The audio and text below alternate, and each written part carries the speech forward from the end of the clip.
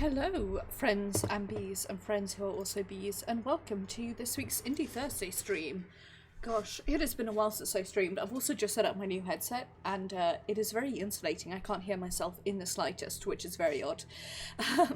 Anyway, hello, friends. It's me, your friend Mochi. I something has happened here. Twitch stats. That's what I want. There we go. That's better. Can actually see what's going on now. Hello. I just hit myself directly in the face. Hello. Oh, as I said, welcome to this week's Indie Thursday. This week we are going to be starting the answer arc of the Higurashi games, the Higurashi when they cry Kai, starting with meakashi-hen. I can't remember much about this. All I know is that it is from the viewpoint of Shion. And I'm sure I read this it's part of the manga, but I really can't remember. Also, you're gonna have to forgive me if the audio setup is a little weird. Because I set up a new pair of headphones, I'm starting to think it sounds much quieter. I think my other headset was like typically I had my volume at like 20. I only put it up high if I was like basically using it as speakers, and this doesn't really have a speaker option. So the audio is going to be a little weird. I haven't really fucked about with it yet. I need to do that, but I didn't get around to it today. But let's swap over to the GP, shall we? What I'm going to do is do this. And if it's really quiet, or indeed really loud, let me know. I'm hoping I've got the menu set up all right here. Also, throughout June and possibly onwards, I haven't decided yet, I am raising money for the Bail Project via Tiltify. The donation link will appear in chat in just a minute, or if you're watching this on YouTube, it will be the first line in... Sorry, that's in caps. My shift key is broken. It will be there. Yes, or if you're watching this on YouTube, it'll be in the first line down in the description box. Or the link is tiltify.com/@mochistreams/mochi-4-BLM. Without any further ado, I'm going to put some lip balm on, if I can get this accursed tin open. And let's get started, shall we? I skipped the opening cutscene.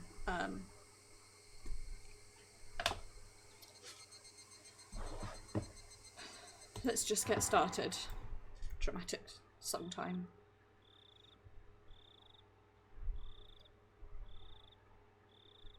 Meakashi, beloved cutthroat. Eye-opening chapter.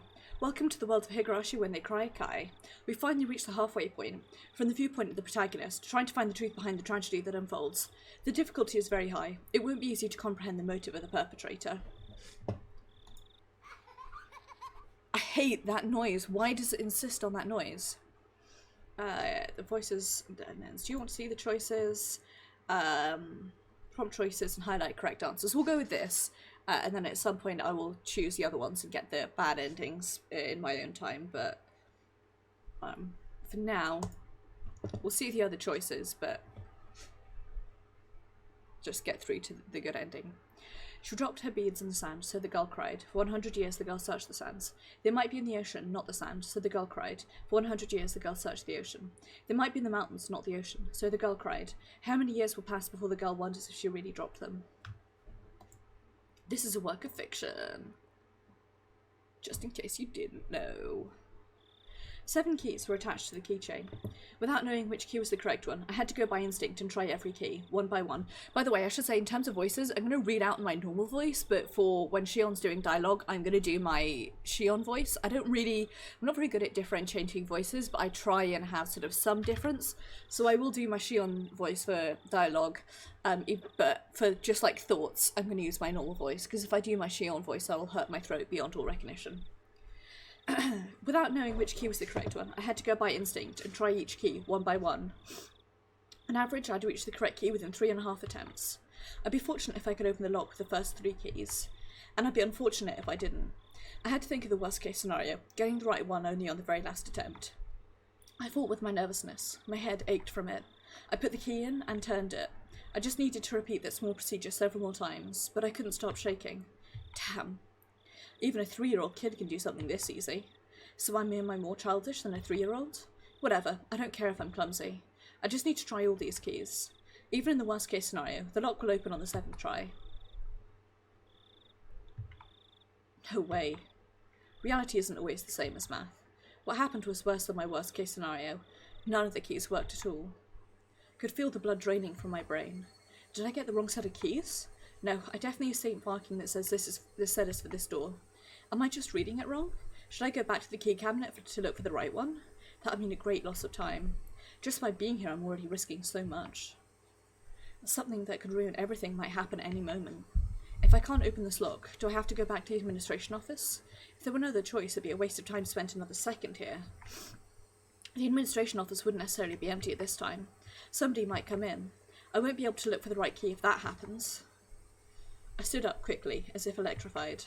I was almost in a panic, and so felt the urge to move. My instinct pushed me. I have to go back there as quickly as possible. It's dangerous to be here, and it's also dangerous if somebody comes into the administration office. I cooled my head, making it as chilly as possible to repress my fear. Calm down, Shion. Mion wouldn't panic in this situation. Maybe I'm just mistaken. Why don't I try the keys? One more time. In the next moment, I felt the faint vibration in the air. Someone was walking somewhere in the hallway. If it were a normal situation, I would have known I wouldn't run into them, since the footsteps are very far away. But at the time, I couldn't think calmly. Ah, shit. Why am I panicking this much just because of footsteps? Calm down, calm down. Should be feeling excited instead. Calm down, calm down. I just need to do what I have to do. I should ignore the footsteps, because they're not an immediate threat. Pretend they aren't there. I have to listen for something much more important right now. Ah, shit. Key should be hard and cold, but it's pliable and hot. It feels like rubber. How could I stick this into the keyhole? Shit, shit, shit. It wasn't the key that was pliable. It's my fingers that were limp. Ah, shit, shit, shit. Key sprang out of my hand and fell to the floor. Shouldn't have made any sound, because it was so pliable, but made a tremendous metal noise as if somebody pushed over a cupboard. Pang! Sound almost stopped my heart. Felt dizzy for a while. I looked around afterwards to carefully see if I caused any disturbance to the surroundings. Calm down, calm down. Nothing's changed. I don't hear anything. So am I safe? Calm down, calm down. Wait, I don't hear anything? What about those footsteps in the distance? Calm down, calm down, calm down. Are they looking for me after they notice a sound? Ah, shit. What is that sound I'm hearing? Is it my sweat dripping on the floor? Shut up, shut up, shut up. How could I hear the sound of my sweat? Calm down, calm down, calm down. Calm the fuck down. Me at me all the time. I have to clarify. This isn't a prison or a detention centre. It's a private school. Not a normal one, though. Costs a fortune just to get in. It's a boarding school that provides education from elementary school to university. Being for girls only, rather than a school, you could say it's a factory that manufactures ladies. Some of my classmates here have never even used public transport. Really, it isn't normal. To me, saying, "How nice to see you," instead of just "hi" is already insane. And calling the teachers sisters gives me the creeps. I hate the morning and evening prayers, to say nothing of the Sunday Mass. Me too. I did not go to a boarding school, thank fuck, but I did go to a fairly religious Church of England school, and I hated having to go through the motions every morning. Like, you could just be there and not say anything, obviously, but it's the fact of having to go, like, attend a ceremony for a faith that you don't have. And they're like, this is a waste of time.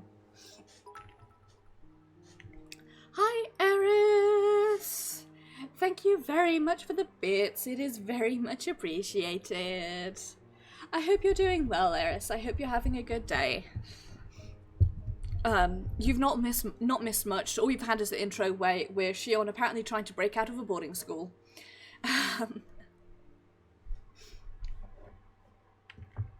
Also, hello from my new Twitch username. I bit the bullet, decided to change it. So. Yay! Get to see me, play a good old visual novel. It's a nice chill one. The only difficult thing is the story. There's no actual skill involved, which I like. Oh dear. Ah. Morning prayers. Say nothing with Sunday Mass. Don't want to memorise the Bible passages, and Holy Ghost gives me a rash. God, me too, huh? If I stayed in this institution, that's what I call the place, for many years, I'd either go crazy or be brainwashed. Most of the girls choose to be brainwashed, but I can't do that. Eris, did you get time off work? Or you not got a shift today? Today was my, pardon me, first day back after a week on holiday, so bit of a whiplash. I've got to go back into the, well, I've not got to, I'm on the rotor to go back into the office tomorrow, which means I have to be up at 8 o'clock, which is a real struggle. Given that I slept from about 5 o'clock to 10 o'clock today, so.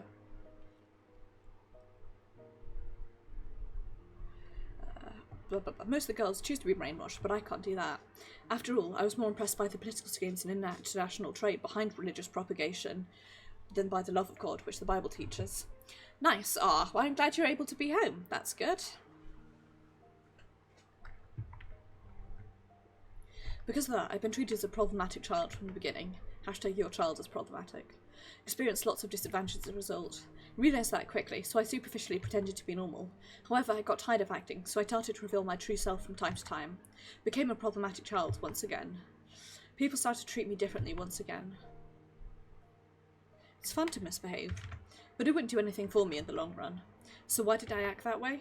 Why, even though I knew it was going to backfire on me later on? After examining my emotions, I realised I completely had it with my surroundings. I was afraid of being brainwashed in this institution. I can't live here. I won't let them brainwash me. 6 months ago, I decided to escape this place. The moment I made up my mind, I started to feel alive again. I acted ladylike in order to deceive the sisters. Pretending became fun once I'd set my goal. Gave me the creeps when they told me with smiles that it was God's influence that I started to behave religiously. I laughed at them behind their backs. Took on my classmates' duties in order to understand the layout of the school and schedules of the staff and guards. Soon found out that the security of the school was immensely tight, because there were many daughters of important people living here. The guards walked their beat randomly. There were surveillance cameras everywhere. The system that kept out intruders ironically also worked to prevent escapees. But that excited me instead. I simulated how to avoid all the surveillance in my head many times. I drew an escape route in the corner of my notes during class and tested if it worked. I strove to acquire any necessary skill for the escape. It was all fun. After all, the situation was cathartic for me. That's who I am. No matter how hard they tried to brainwash me, I'd never change. Been waiting for the moment of my escape, preparing physically and mentally. Almost read that as preparing psychically. Whoops. First, I needed the courage to escape. I had to be confident of the plan. I had to think deeply about it. I also needed skills and physical strength. I imagined all the possible obstacles and trained myself.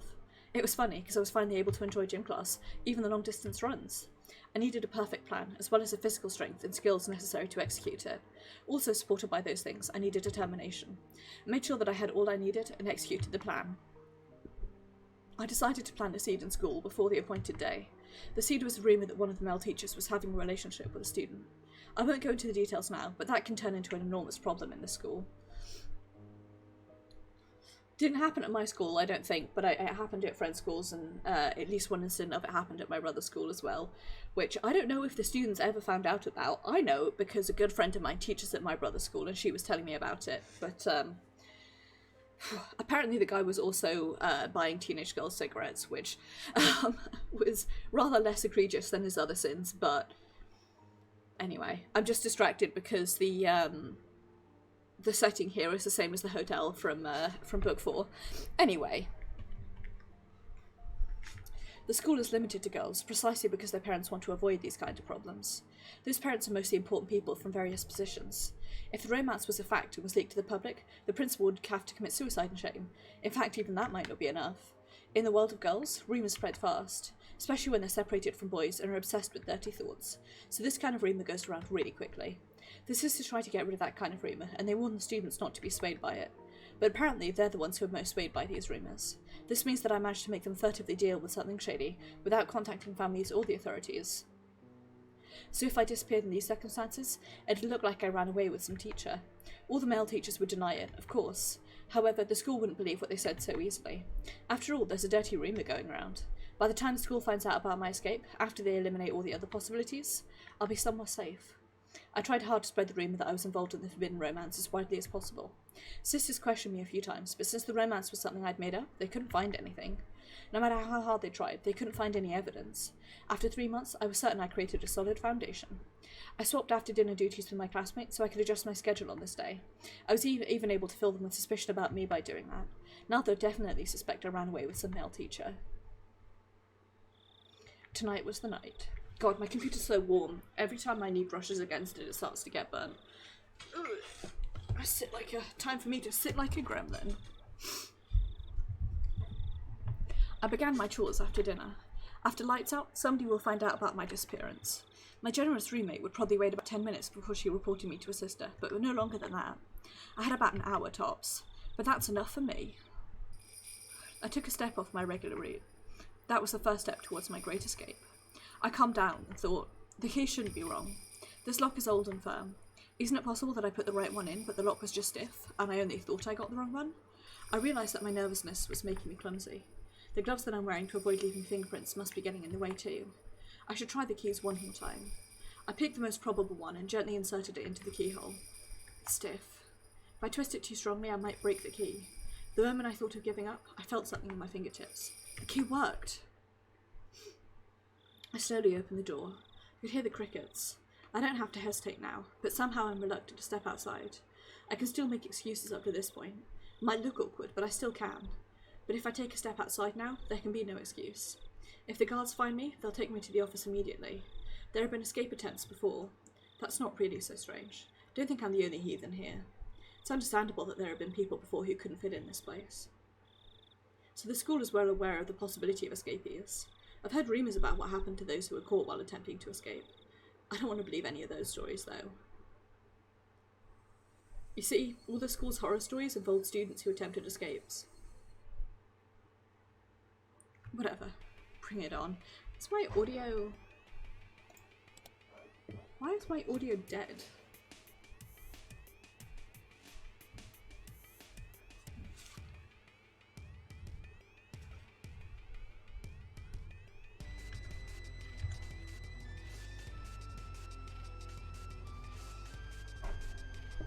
Hang on.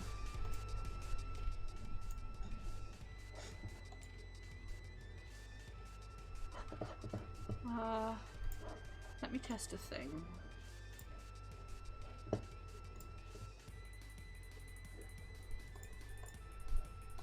Ignore the random sound you're gonna get.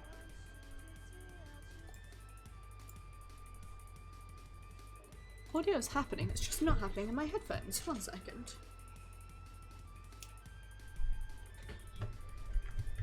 It's not happening in my headphones because I accidentally pulled the cord out, that's why. I was like, God, it's so quiet. I have a...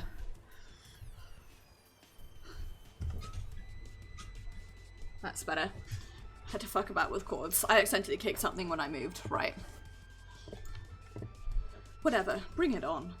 I'm not expecting to get a second chance anyway. There'll always be only one chance. Things get serious beyond this door. I psych myself up and push the door open. A strong smell was hanging in the air. Is that normal for the outside? I'd never smelt this strong grassy smell before. Is there something going on? Do I have to be hiccup of it? Should I go back and wait for another chance? Silly. There's nothing strange going on. Smell is something I smell every day. I just wasn't aware of it. It's true, isn't it? Even though I pretend to be cool, I'm nothing but a nervous wreck. Calm down, Shion. Can only rely on the map inside my head from this point onwards. Shion's boobs are so pointy, quoth Sarah Shower. I'd researched the locations of all the surveillance cameras. I'm confident that I'll be able to avoid all of them, but I'm not sure about the guards. They pick their patrol routes randomly after all. I have to take a chance. I can hide myself in most places, but there's an area where there's nowhere to hide for several meters. Concentrated to keep my senses keen. Well, I have to depend on my luck in the end. Even if I do my best, the guard might find me by mere chance. On the contrary, I might be able to get away no matter how unwisely I choose to move if I'm lucky. Damn, after all that effort, it just boils down to luck? Haha, this is a gamble after all. When I realised that, I got excited. Yes, this is a gamble. I'm trying my luck. This is a game to test the determination to change my life. Something filled with determination, huh? Somebody failed to escape from the school. That means they didn't have enough luck to survive in the real world. But I'm different. I'm going to get out of here. I'm testing my luck. Here goes, Shion. I ignored the noisy bugs and concentrated only on suspicious sounds. I heard no threats. The loudest sound wasn't the bugs, it was my own heartbeat. Crunch. Even my own footsteps were so loud they could break my eardrums. With each and every step, my overactive imagination tormented me with premonitions of unexpected run-ins with guards. Countless times that torture grew too hard to bear and I thought of running. But if I broke into a run, the noise I made would only draw suspicion. If anyone heard running at a time and place where people shouldn't be, they would realise something abnormal was happening. But if footsteps they heard were just walking, they'd likely think nothing of it. Of course, I don't plan on even letting them hear these footsteps. Try to extend my senses to get as much information as possible. I didn't sense anyone's presence. Let me know, Eris, by the way, if the game is too loud or too quiet. I'm terrible at audio balancing in general, but also with a new headset, it feels very different to me. The settings that I previously had, I was like, this is the perfect setting. I'm still getting used to what that is, so let me know if either I need turning up or down, or if the desktop audio needs turning up or down, and I shall fuck about with it. I might have felt safer if I heard a guard in the distance. Okay, I'm glad. I hate audio mixing, I'm so bad at it.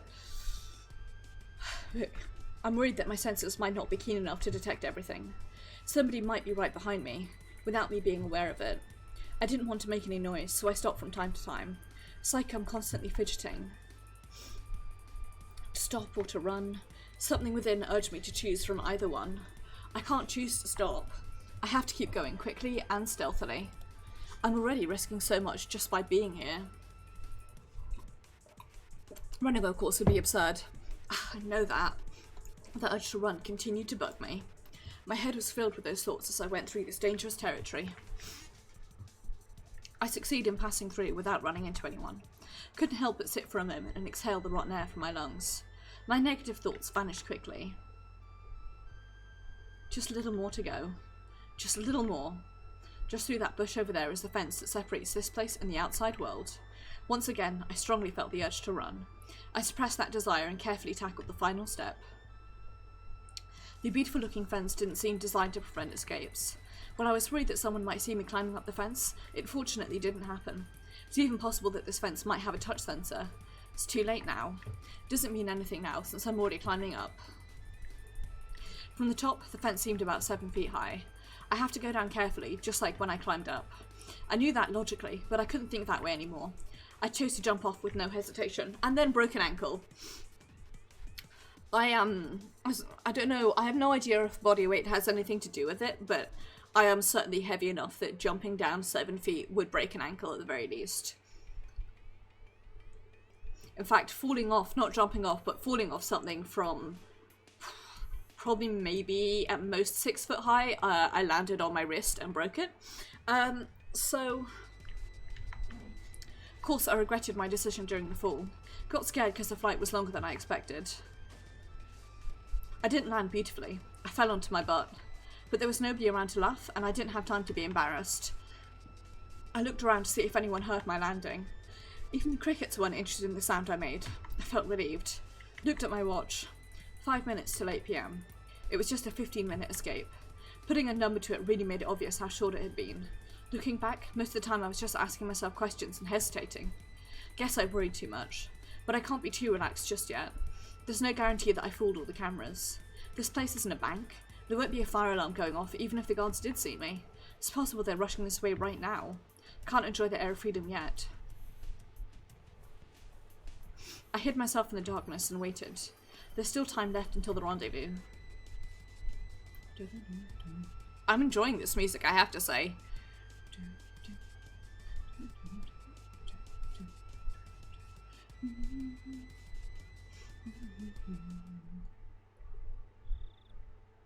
I watched the school premises while waiting, but it looked like nothing strange was going on. The building was lit up and beautiful Western-style architecture made it hard to believe it was a school. Should be armed with electrifying wires, searchlights and guard dogs like the prison it is. Thought I'd experience a surge of school memories in a situation like this, but it didn't happen. That sort of thing only happens when you have good memories. Isn't it true? I have no good memories of the school, so there's nothing to remember. But if I could pick a series of images to recall, it would be the luxurious dinners we had every night. So my memories would be nothing but international cuisine, Japanese, Chinese, French, and so on. What the hell? It's just too funny. Burst into laughter. At that point, I heard a car approaching. I crouched in the darkness. The plate number is the same as I was expecting. That's the car. I jumped out and rushed to the passenger side, then opened the door and got in. Nice to see you, Shion. The driver was a man of early old age. He'd be angry if he heard me say that, though. He thinks he's still middle-aged. He looked at my face and learned that I succeeded. He smiled. Ah, the air feels so fresh. I want to eat a burger for a start. Haha. I heard they serve excellent food in school, but suppose you serve nothing but gruel, huh? No way, dumbass. I was just kidding. Step on the gas if you have time to laugh at me. As you wish. Kasai really did laugh out loud. After telling me to buckle up, he accelerated. The cathedral-like school disappeared from the mirror in an instant. Disappeared so quick that I didn't have time for a search of dinner memories. Goodbye, my lovely school days. Haha, I'm gonna fill my stomach with junk food from now on. I'll forever be free from the table manners you taught me. Haha, serves you right. I have no good food memories of my school. The food was awful.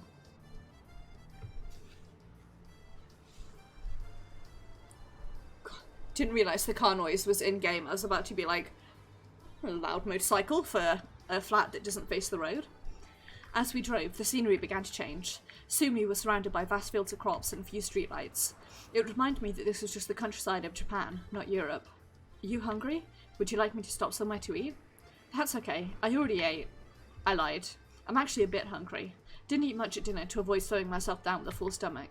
Appreciated Kasai's offer, but I didn't feel like taking the time to eat while we were still in enemy territory. It's late, so you'll find only vending machines at the highway rest stops. Oh, I've heard there are hamburger and order and vending machines nowadays. Huh? The hell? Will that dispense a cup and the ingredients like a coffee vending machine? Gross. Haha, I don't think it's like that. It usually comes in a can. Sorry, I can't stand canned food. Still? Thought you might have grown out of it. I haven't, because I can't. Shut up. Why are you laughing? Kasai chuckled. He must have been trying to help me relax. He isn't usually so talkative. I'm exhausted. I'm gonna get some sleep. I'm gonna spill water on my leg. That's what I'm gonna do. Sorry for the delightfully ASMR sounds of me drinking there. I forget that I moved my mic and it's now closer to me than it usually is. Oh, I'm exhausted. I'm gonna get some sleep. How do I recline this? Look for the lever on the lower left part of the seat. Can you find it? Oh, here it is. Here I go. Kasai laughed again. Did I do something funny? No, it's just that the way you talk sounded like Mion. Well, obviously. Mion and I are identical twins. We're perfect copies of each other. When I react to something, so will Mion. When Mion reacts to something in a certain situation, I'll react the same way. How is Sis? I believe she's fine. I only see her when I bring her father to the family councils. That's right, she doesn't live in our parents' home anymore. She's living with Grandma in Hinamizawa now, isn't she? She moved into the main house around the same time you started going to that school. I responded with disinterest, even though I was the one to ask about her in the first place. Main house is where Oyo, the current leader of the Sonozaki family, lives. That's my grandma, who I call a hag. But when we use the phrase, the main house, that usually means more than just a dwelling. What Kasai refers to as the same thing. Did she change? You mean Mion? Yeah, I think she has to have changed if she's living so close with Grandma. Kasai chuckled yet again. He knows I hate my grandma. I haven't noticed any changes. She's still the Mion you know. That's fair, Eris. I imagine that's probably what the majority of people are like. And, like, I have mixed feelings towards my school, because in terms of, like, academics and teaching, I really lucked out. You know, I had very, very good classes, very good teachers, and teachers that believed in my interests and were willing to run classes just for me so that I could get the A-levels I needed to get straight into the degree I needed, and were very supportive and really tried to help me. But then on the other hand, I really didn't enjoy being there. Everything other than classes was just miserable for me. So that's been my experience. when I wasn't learning Greek or Latin, I was miserable. I did history as my third A-level, which is like, over here, you, in your last 2 years of school, you specialise in 3 subjects, and history was my third after Greek and Latin, and I enjoyed the skill I got from it, and I'm going into history now, but I didn't enjoy any of the subjects we covered. I probably should have done Class Civ instead, but history is more relevant. Anyway, Class Civ involves a lot of art and architecture, which I say to, I should probably change that schedule now. Oh well. What about me? Did I change? No, not at all. Kasai responded quickly with a smirk. I haven't seen him for a while though. It's not fun if he answers this quickly. I glared at him and then he burst out laughing. You haven't changed at all. That's admirable since you've been in such a strict school for so long. Damn it. Laugh as much as you want. I'm going to sleep. There's a blanket in the bag. Please make use of it. Thanks. I grabbed the blanket and rolled up in it. I'm exhausted, but I can't go to sleep. It's strange. Or maybe not. I must be tired from the escape. It's just that I'm still feeling tense. So I had to declare it once again, if only to calm myself. I'm sleeping. I totally am. Alright, it's the third time you said that. Do I have to give you permission to sleep? You're talking too much. Can't go to sleep if you don't quiet down. I apologise, Princess. I'll keep quiet now. That's called adrenaline, Shion. This interaction with Kasai reminded me of the old peaceful days in Okinomiya. Well, I don't really know if I can call those days peaceful. We were in the middle of the dam protest back then, after all. We all united together, and now that I think about it, we pulled a lot of pretty dangerous stunts. If the authorities ever find out what I did, I'll never escape going to juvie. Well, at least half the people in Hinamizawa would be off to prison. We didn't think of them as criminal acts, though. It was a war. It might also have been a festival.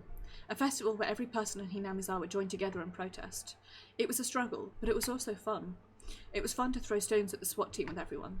We hid ourselves in someone's home when they chased after us. We'd even go crowd around the police station, demanding the release of our arrested comrades.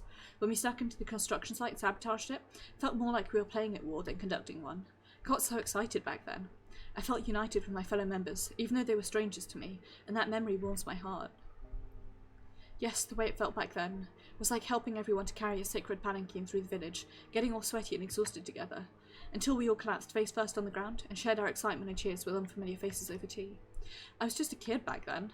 I remember accompanying young men who worked for my dad out to the village to do various bad things. I was arrested a few times. Didn't feel any different, though, than when I was called to the teacher's office for forgetting my homework.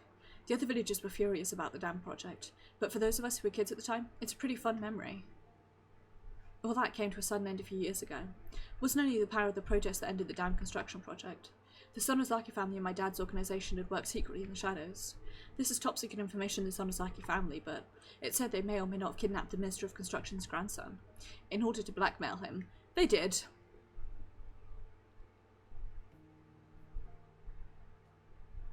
Yeah, Eris, that makes sense.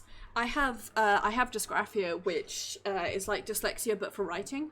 And in school I took a test for learning difficulties because like we could see there was something wrong, and my grades were suffering for it, and they couldn't find anything for me.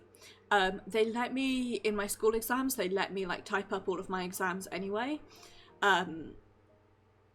because like all of my writing exams, but I didn't get properly diagnosed till I came to university, and I'm pretty certain that my school would never have heard of dysgraphia. I think they had like dyspraxia and dyslexia and maybe dyscalculia, and that was it. But yeah, they did not care in school. I guess because like I got good grades and I had a very advanced reading level, there was sort of the attitude of like, well, if you can read well, you can't possibly have a learning difficulty. And it's like, just because I can read and I can spell out loud does not mean that I can handwrite well. I can type just fine. I type very quickly. And I mean, you've seen me typing in Discord, it's riddled with typos, but when I'm writing like official emails and stuff or essays, it's pretty well done. But actually handwriting is a nightmare.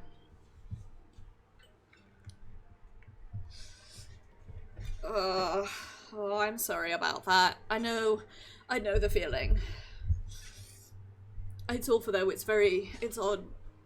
like, being told you have a thing, and then looking back at all of your past interactions or, like, what past history, and, like, sure, do you have that thing? Part of me wonders if the dysgraphia is hereditary, because 2 of my cousins are dyslexic and dysgraphic as well, so maybe it's something on my mum's side of the family. So they may or may not have kidnapped the Minister of Construction's grandson in order to blackmail him. Oh, fucking same. I think it's easier with a learning difficulty, but in terms of the mental illness, it's like every day is a new challenge. But yeah, no, I definitely get that. It's the shit you realise as an adult, and like when you actually have the freedom to try and work on it, as opposed to like, oh, I'm still at school or I'm still at home with people who don't believe. It could be fun and stressful and horrible. In order to blackmail him, the grandson was found a few days after the abduction. He was found in the mountains of Higurashi. He didn't simply disappear, and he wasn't demoned away. That means some kind of deal was made secretly. A year after that, the dam construction plan was halted indefinitely. The police suspected the village's involvement and investigated, but pardon me, goodness, they couldn't find any leads. The villagers never betrayed each other. They do anything to protect their fellow man. They fabricated fake alibis and fake evidence. It was easy to deceive the police. Car suddenly shook, snapping me out of it. It must have run over a bump or something. I suddenly realised my expression was a very happy one for some reason. Must be looking forward to going home. Shion, are you awake? What is it? Would you like me to take you to the house in Okinomiya? Where else would you be taking me? I answered straightforwardly with a frown. Kasai then also chose to replace straightforwardly. It was family head who decided on your enrollment in St. Lucia, and you ran away from there. You do understand the situation you're in. The school grandma chose didn't fit me, that's all. Shion. I know. Shut up. As the head of the Sonozaki family, the hag's decisions are absolute. They're nothing like, say, the 3-second rule. Worse, the decision to confine me to an academy far away from the Sonozaki family was made before I was even born. Shion was the name they gave me. My sister, Mion, has a character that means demon in her name. That was to signify that she's the successor of the demons. In other words, she would be the successor to the Sonozaki family and its demonic bloodline. It's neat to have this confirmed. Like, we sort of already knew this from conjecture in previous games, but it's pretty cool to have this confirmed by Shion's, like, perspective. Also, we don't know, this is the answer arc, but I can't remember which question arc it addressed. I'm gonna look this up super quickly, actually. To try and think, like, what,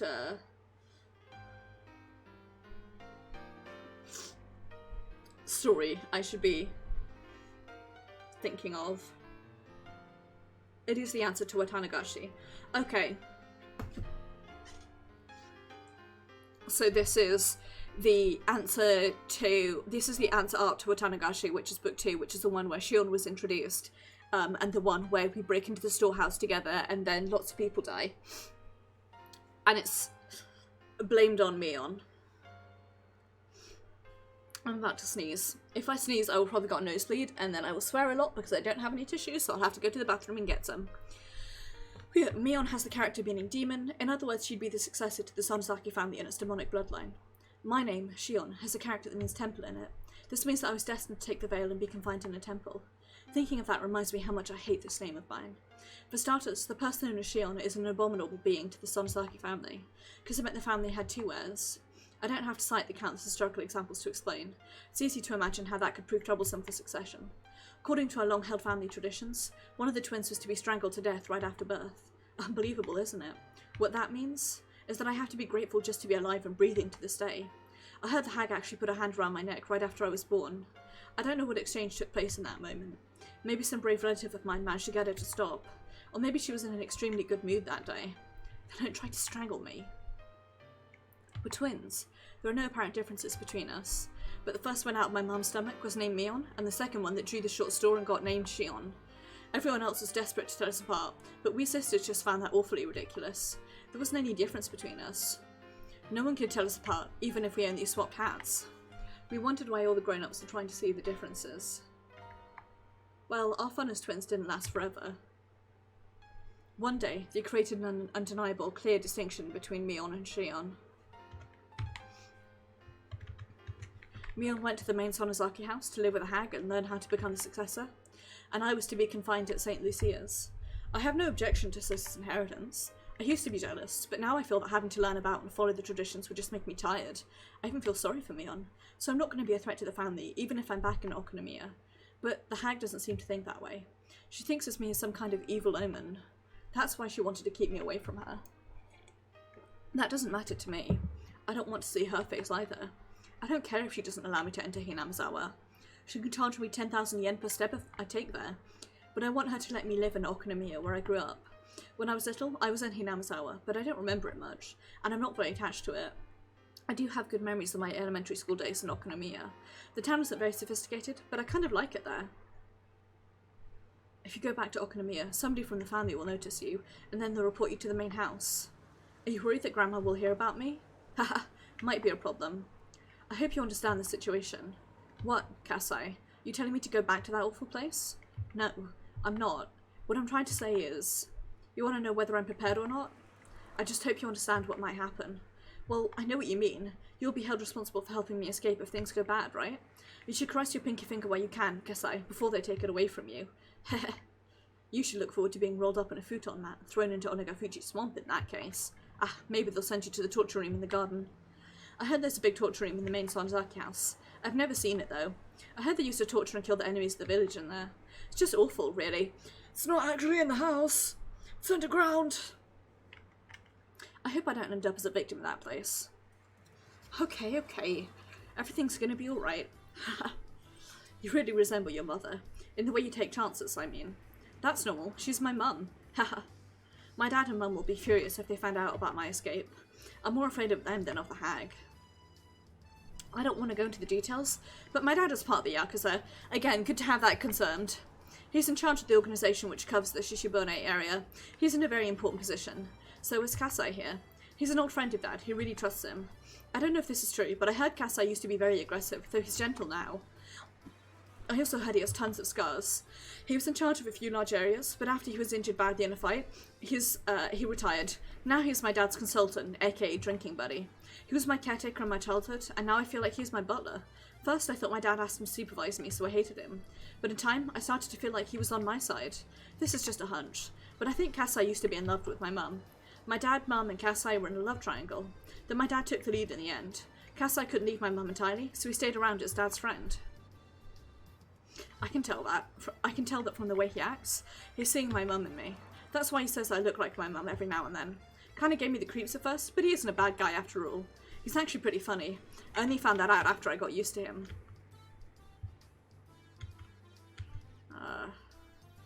I don't know which one to go with. Definitely middle-aged. So when I thought about escaping, I naturally turned to him.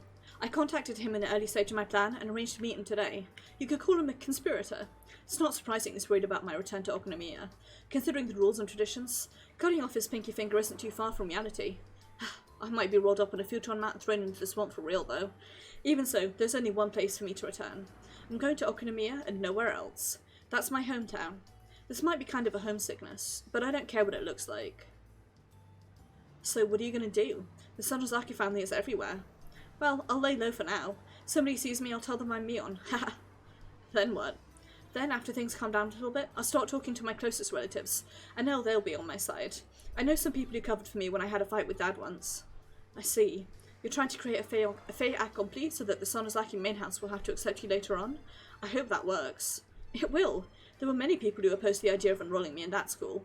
That decision was obviously made because of the hag's hatred towards me. Don't you agree, Kasai? Well, yes. Thought the decision was excessive. She couldn't make the right decision because she was suffering from menopause. All the fuss surrounding the damn protest drove her nuts. Kasai smiled. I couldn't go to sleep after all, even though I was rolled up in a blanket. Even though I told Kasai to shut up, I kept talking to him. In time, I got tired of talking. As I could feel the car run smoothly on the highway, Kasai spoke to me again. Shion, look. I was so tired that I ignored him. I wondered what he wanted me to look at, but I wasn't that interested. Yet I opened my eyes slightly and saw a sign quickly pass by. Kasai probably wanted me to see that sign. It had an illustration of azaleas around the letter that said, why is there a... Oh, it's the advert. I just got distracted by this milk carton flying in the air before I realised it was the ad. Welcome to Shishibone City. My hometown is coming right up. Chapter 5. Meakashi. Don't actually know what meakashi means. Shion Sonozaki.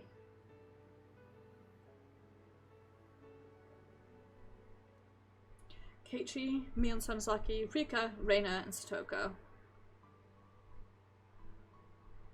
This is the eye-opening chapter, by the way. Satoshi, Jiro, Irie, Chie, Oishi Takano, Kasai, and Akane, who I guess is one of our parents.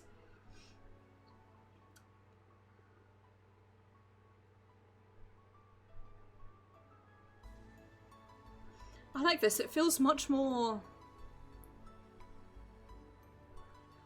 I don't want to say grown up, but I like that it feels like, by listing the names of the people involved, it's very, I don't know, it feels like you're, like, watching a TV show or something. The achievement unlocked. Goodbye, sister. What's the, broke out of prison. Next one is called Hello Sister, so...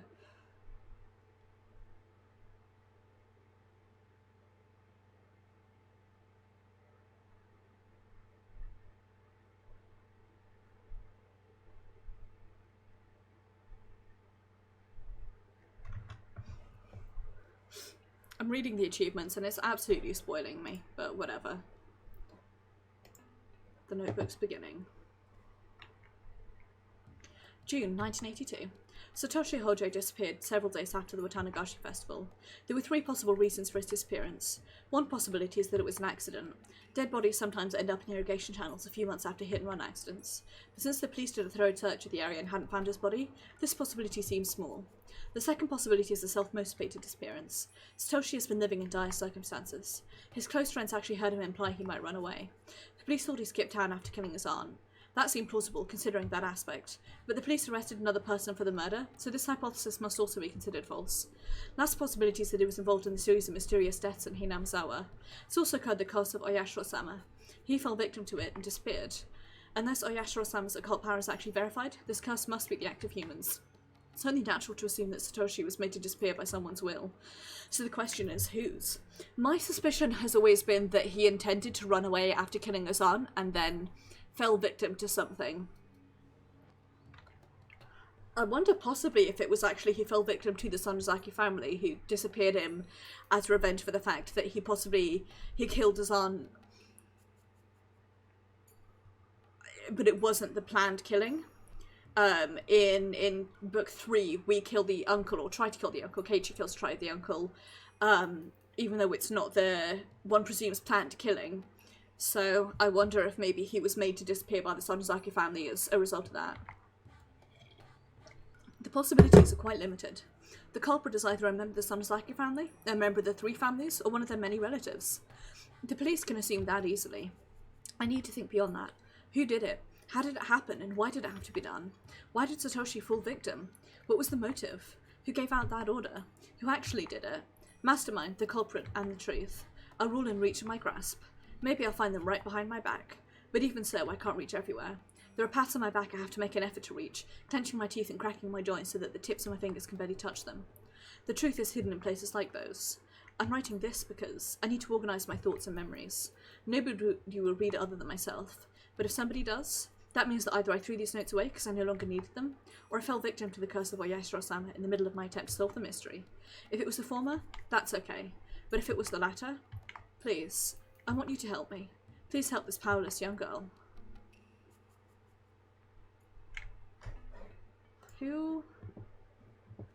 Whomst?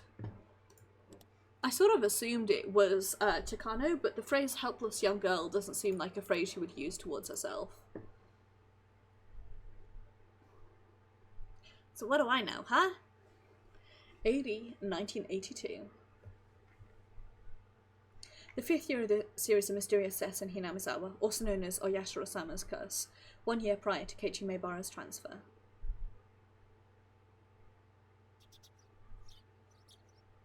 I didn't hear a wake-up chime. I'm not in school anymore. My brain is half asleep, but I'm aware of that. Waking up at the same time as the chime would go off at school doesn't feel good. I can't go back to sleep after this. Still, I'm not going to live a torturous school life anymore. I can make today either happy or boring. It's up to me. Yeah, that's really positive. I feel like I'm alive for the first time in a while. I didn't have any other clothes, so I'm still wearing the school track uniform. It's supposed to have been designed by some famous Italian person, but it just looks plain to me. Really doesn't feel great to still be enclosed in that school. I want to enjoy my freedom as soon as possible. I especially don't want to walk around outside wearing it. Should have Kasai bring me some new clothes later. And I should think of redecorating this room. After all, this is going to be my castle from now on. This is a room in a gorgeous apartment building in the suburbs of Okinomiya. The property is one a realtor and my dad's conglomerate obtained after foreclosure due to some sort of dispute. Most of the residents moved out during that. So while there are plenty of rooms, it's a lonely complex that feels devoid of people. Plus, with the exception of the manager and a scant 1 or 2 others, all the residents are shady-looking people connected to my dad. Probably won't be much longer before the virtuous residents are driven out. The apartment I'm living in used to be the room they'd use for viewings, so it looks like a room in a business hotel. It's fully furnished, but lacking in daily necessities. I'll buy those things over time, though. It's better that way anyway. It'll make it feel more like my own room. I nodded to myself. Might look stupid, but it helps psych me up. Sorry, I'm like wriggling around to try and find somewhere comfortable to sit. My knee is hurting. I think it's the heat. It's making my knee swell up a lot. At the school, there was a TV only in the common room, and we weren't allowed to watch any cable channels. I zapped all those channels as a form of emancipation. It was early in the morning, so nothing interesting was on, but I enjoyed it anyway. Commercials are fun to watch. I guess. Kasai dropped by with lunch right when I started to feel hungry. Good morning, Shion. Did you sleep well last night? Sleeping on the couch was a bit too uncomfortable. As a Japanese person, I want to sleep on a futon on the floor. Speckled radish is good. That's good to hear. Please, let me know what you need later on. I'll try to get as much as I can. Thanks. Oh, but you don't need to worry so much about me. I chose this life for myself anyway, and your wallet wouldn't last if I started extorting you, right? Haha. I have to be serious about my plan. I can't let myself take advantage of Kasai's wallet forever. I think I'm going to start a part-time job. I have to earn my own living. This is the life I chose, so naturally I have to take care of it myself. That's reassuring to hear, but are you sure? If you go outside, eventually someone in the family will discover you. I gave that a little thought, which is why I'll need Mion's help. Kasai, would you mind calling the main house for me? When Mion answers, pass me the receiver. Well, whatever you say. What could be your plan? Kasai dialed the number. It's funny to me that we're calling the main house, even though that's the place I most want to avoid at the moment. Ring ring. Hello? Good morning. Is this Mion? It's been a while. This is Kasai. Yes, good morning. Could you hold for a moment? I'm letting someone else on the phone. Take the handset. Hello? Can you tell who this is? That voice. That can't be true. Shion's dorm doesn't allow private calls. You can't be her. Yeah, they forbid outside calls at the academy, but you're talking to me right now. Even my dim-witted old sister should understand what that means. Did you sneak out the school? How? That's not important. I really miss you, sis. Obviously, to make things extra confusing, Shion and Mion both have to have the same voice. I do apologise that it makes these conversations difficult to discern without being able to see the screen. But feels thematically right to have them have the same voice, you know? Shion. That was as far as I could take it, and Mion had hit a limit too. Both burst into laughter, unable to keep up her act. It's been a while since we laughed out loud with each other like this. It's been forever, Shion. Seriously, what's happened with you? There's not much else to it. I haven't lied or anything. Wait, then you really ran away? Oh, great job. Security wasn't tight enough to keep me locked up in there. Haha. Maybe the school should be grateful you escaped quietly. If you were serious, it'd be easy for you to blow up the whole building to make your escape. Oh god, the hiccups. I'm drinking orange juice and fizzy water, and it's giving me really bad hiccups. But the hydration. I need the hydration. Well, I couldn't have done that, but I might have set it on fire. Kasai smiled at us in amazement, his face a blend of amusement and exasperation. Is it okay to talk to you now?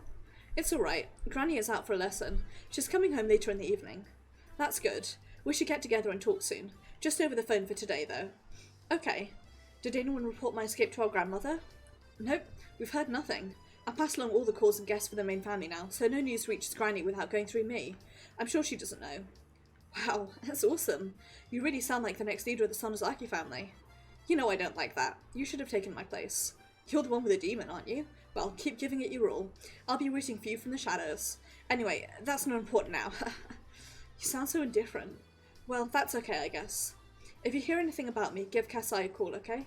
I'd like to give you my number here, but I'll keep it secret for the time being. Sorry. Alright, if Granny hears you fled the school, there'll be all kinds of trouble. I'll be on the lookout for now, and I'll let Kasai know if something happens. Thanks. I also have a favour to ask. I figured you would. Oh, money's out of the question, okay? I never thought I could pester you for money. I just want to ask you for a little help with my part-time job. I see. So that's it then. What exactly do you need? We can communicate faster in a situation like this. We don't have to get into details because we know what's on each other's minds. Uncle Yoshiro is on my side, isn't he? I'm going to try and see if I can't get a part-time job at one of the businesses he owns. Then I'll call you when I know my shift. So I just have to disappear while you're working, right? That's a little taxing.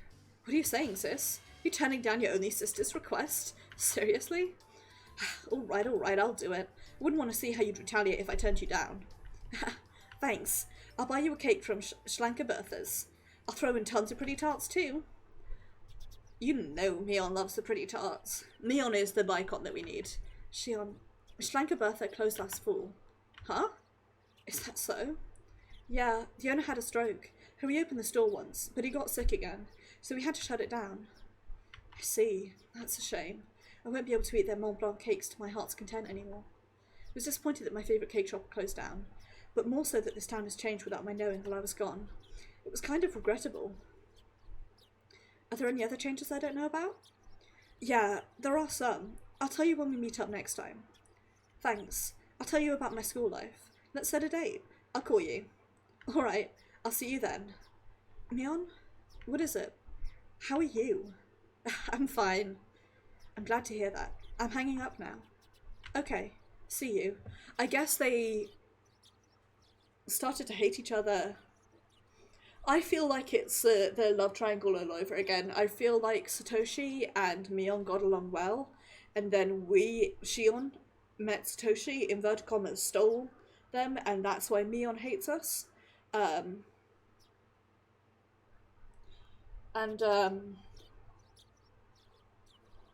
I guess, I don't know. Apparently this is the answer arc to Watanagashi, so I guess it's in like two parts. It covers the like Shion's side of what happened to Satoshi, and then one presumes cuts to later. There's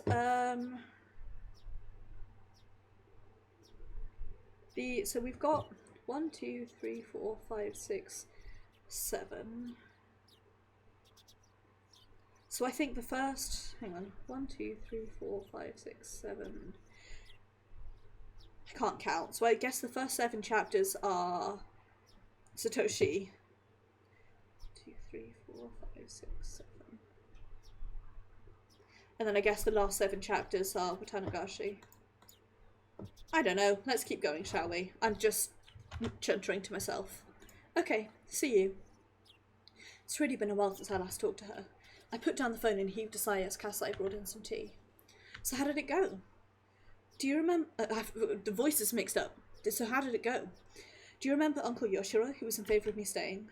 I'll talk to him about my escape and ask him if he can hire me to work at one of his stores. Are you sure? Some other relative might find out. That's why I asked us a favour. I'll contact her when my shift is set, and she'll disappear when I'm working. Do you get the picture? Kasai looked puzzled. It's not really that difficult to grasp. It's simple. If somebody finds me at work, I'll tell them that I'm Mion. Do you get it now? Normal people wouldn't buy this kind of plan, but Kasai knows too well how easy it is for my sister and I to trade places. That's audacious, or shrewd, I should say. I'm impressed. Is that a compliment, Kasai? Kasai looked amazed.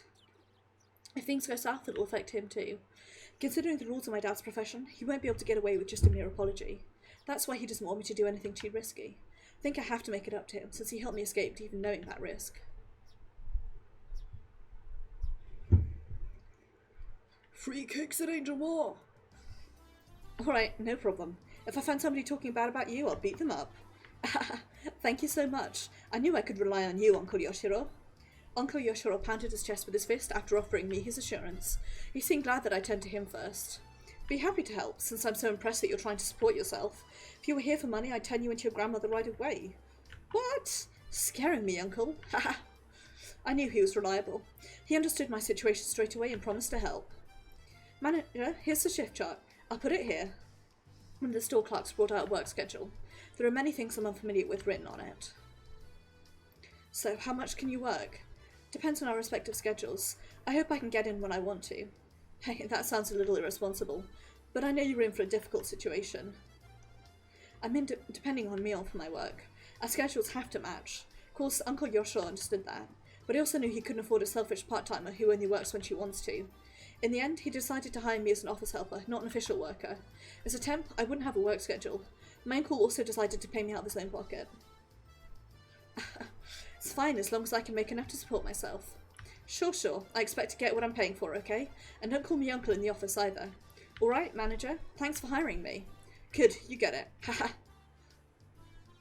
Once all the business talk was over, my uncle hounded me with all kinds of questions. He asked me things like, what was it like in a prestigious girls' boarding school? And so on. Apparently there were all kinds of rumours going around about the St. Lucia Academy I was confined to, and everyone was curious about it. I added a few embellishments of my own as I explained how unordinary life at the school was. My uncle looked extremely delighted to hear all the little details about life in a secret garden for girls. Horny bastard. Gross. Once my uncle was satisfied, it was my turn to ask all sorts of questions. I wanted to know if anything peculiar had happened while I was gone. I won't be able to act like Mion unless I can fill in the gap of information left in the past 2 years. There haven't been many big changes. It's been quiet since the end of the dam conflict.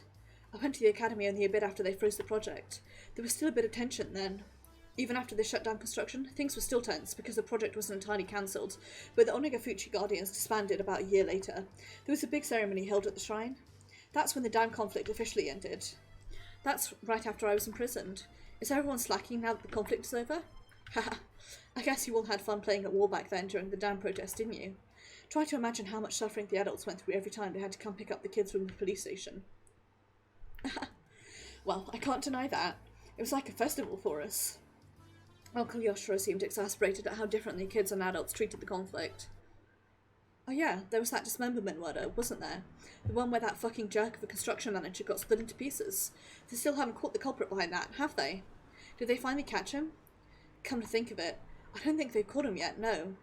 It happened on the night of Okinomiya, didn't it? I remember everyone making a fuss about it being Oyashiro-sama's curse. That was pretty scary for us kids. Yeah, Oyashiro-sama's curse. That happened the year after too. That's right. That was scary too, wasn't it? Who was it again? That guy who spotted the dam died in an accident, right? Hojo, wasn't it? And it happened on the day of Okinomiya once again? Everyone went crazy, saying it had to be a curse. It was horrifying. Definitely. Ugh.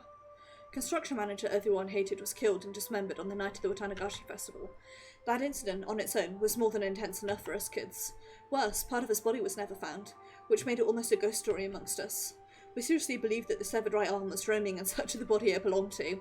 I'm sure there's a Japanese ghost that's just a severed right arm.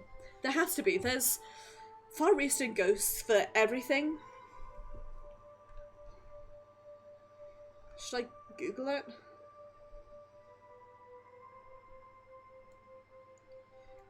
Fucking... My colleague, I texted my colleague at 4:30 today.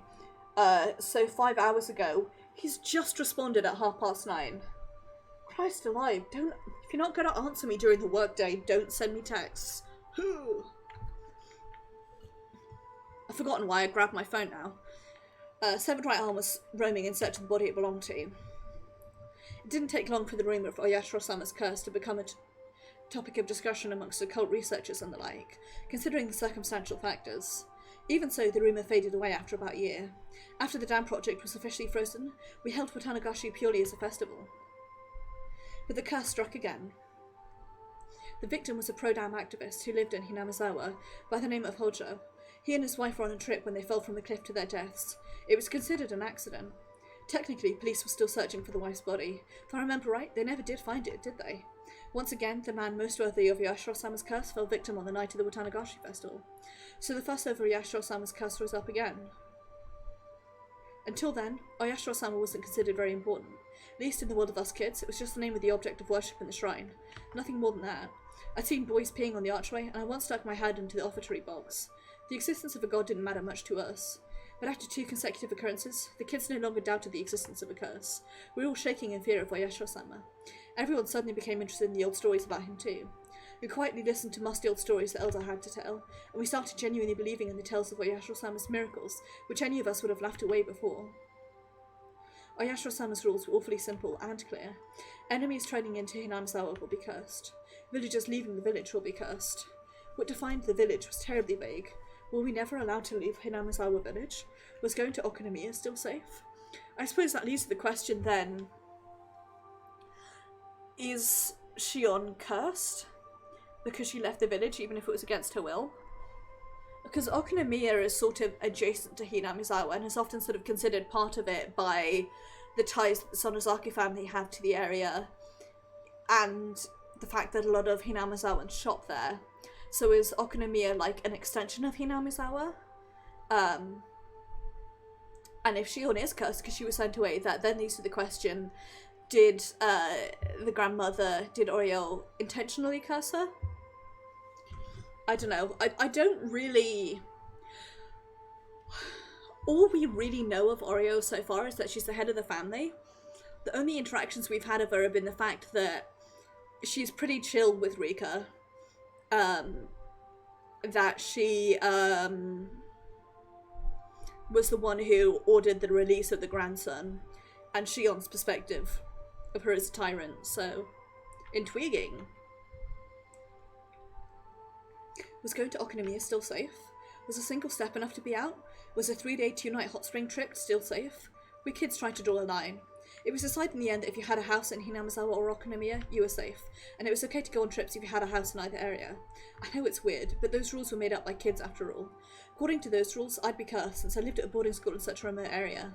Couldn't say it out loud because I felt embarrassed, but in fact I was a little scared of the curse. So you should be. Yeah, happened again the year after. Sure is scary when it happens 2 years in a row. Still believe in Oyashiro-sama's power. Shion, what are you saying? Don't you know? No? About what? Oh, right. You went to that school before it happened. That's why you don't know. Uncle Yoshiro grimaced as if he said too much. As if he'd mentioned something I shouldn't know about. What is it? You can't leave me hanging like that. Well, I think you're mature enough now. Hey, if you think my body looks underdeveloped, you should see an eye doctor. Either that or you're a creeper. Okay, I'll talk. Happened again the year after that. What happened? What are you talking about? Tick. When I was very little, I always had this tick before I heard something bad. It was like a gnome who lived inside me was giving me a warning. It's called anxiety! Like he was poking me with a small needle. When I felt this tick before my parents called me, they'd always either chide me or tell me something bad, so I used to run away when I felt it. But my senses seemed to have grown dull over the years. Even though my gnome poked at me, I just sat there. The year after the death of the Hodros happened again. Last year, in other words. Did it happen on the day of Watanagashi? Again? 3 years in a row? That's right. You know there's a shrine in Hinamizawa, the Furude shrine? The priest suddenly died on the night of the festival. They said that the cause of death was an unknown illness. And the same night, his wife threw herself into the swamp. There was a big uproar. The mayor even had to hold an emergency meeting. We're probably shit-faced, no doubt. Knowing what their parties are like.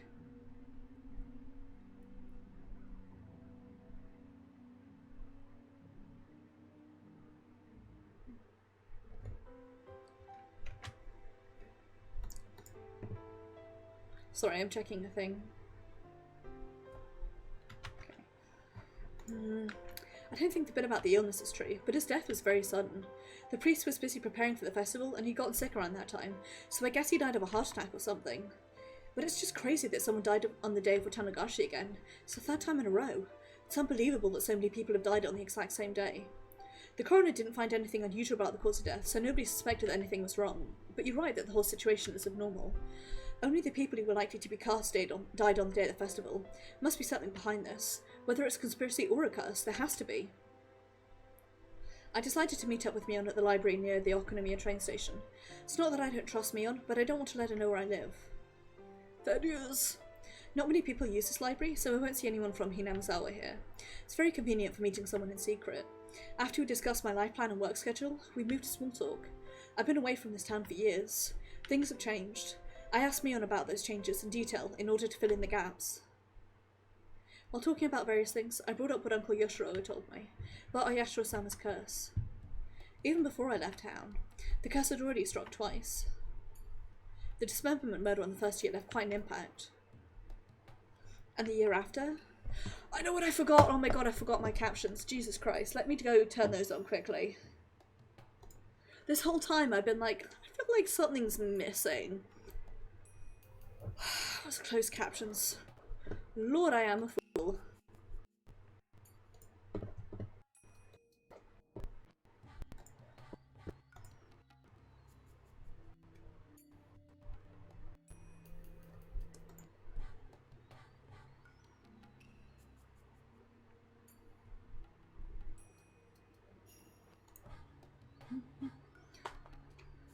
Okay, thank goodness I don't have to log back in.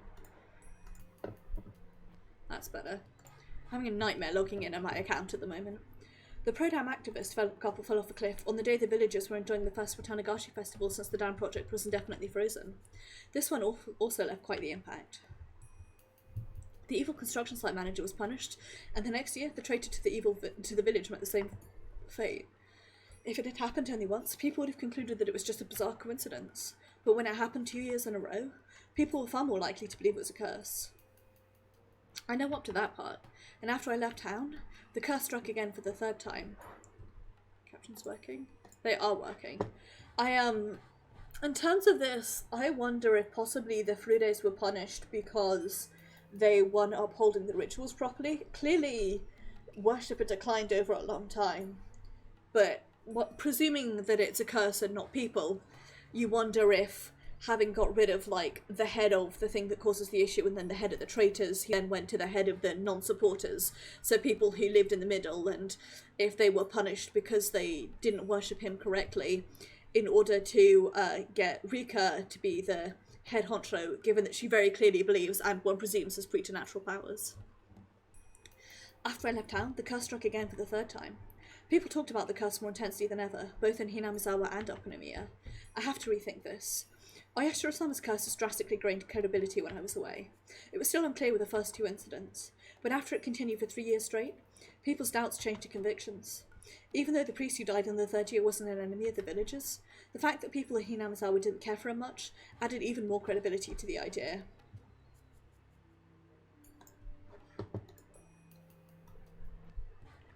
Wasn't the priest hated by a few? Tap back into the game, please.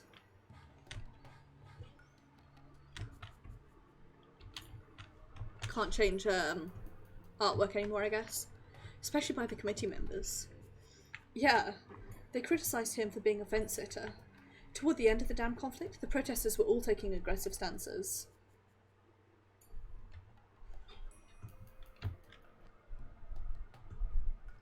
Pressing the button, but it doesn't seem to be working. Oh well.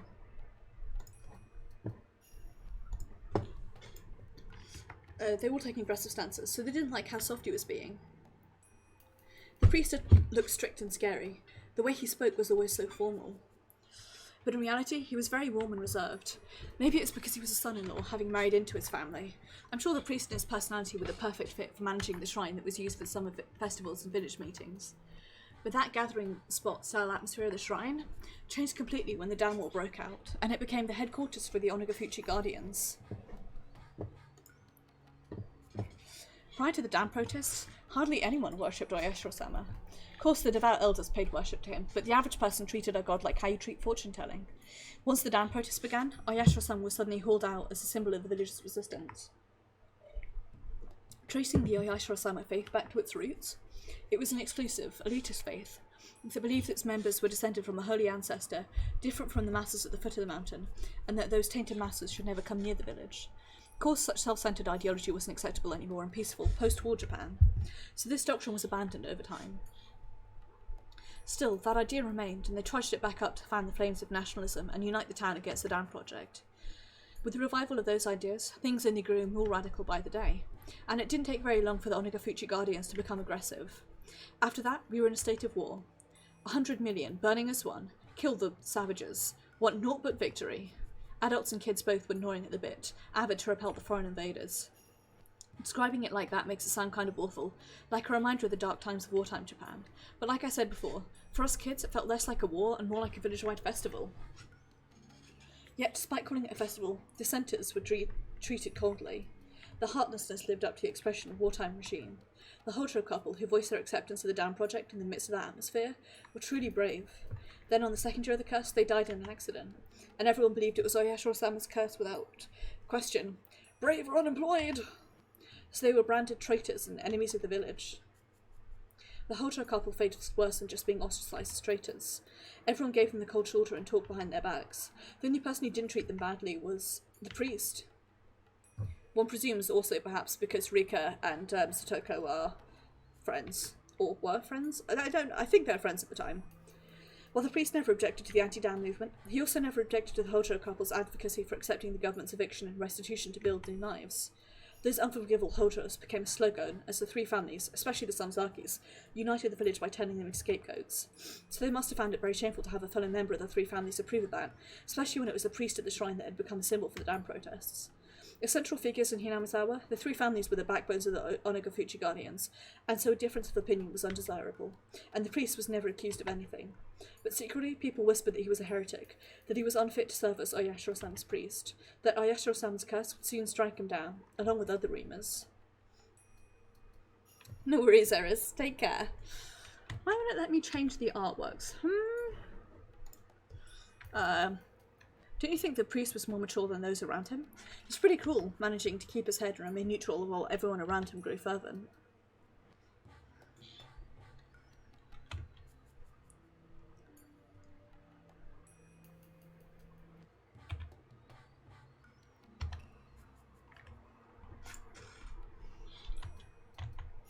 Thought Mion would share my opinion when I chimed back in. So when Mion gave me a forced smile and didn't agree with me, I was taken by surprise.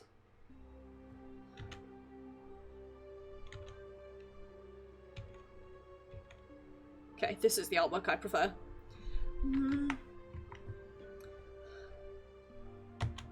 If he were really mature, I think he would have cooperated with the others.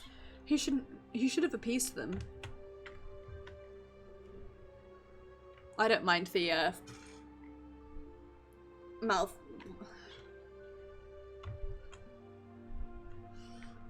He wasn't just the head priest, he was also the head of the Furude family. There was a time when all of Hinamizawa needed to be united, so having one of the families who's supposed to serve as examples to starve that harmony was... I don't know if that should be called mature. It's hard for me to tell. I was taken aback. Barely managed to say the following. Aha. Even though we're identical twins, we still had our own unique identities. Every now and then our opinions differed, but usually only over some trivial matter. We've never had a difference of opinion this big. It was an enjoyable feeling. I decided to probe her some more.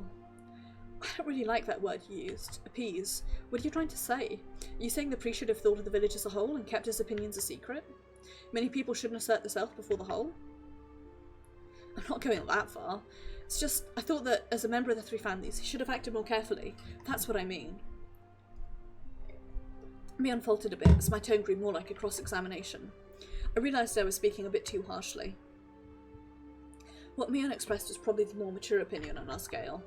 When everyone needs to work together to stand up to a vast enemy like the government, people should refrain from actions that would destabilise the alliance.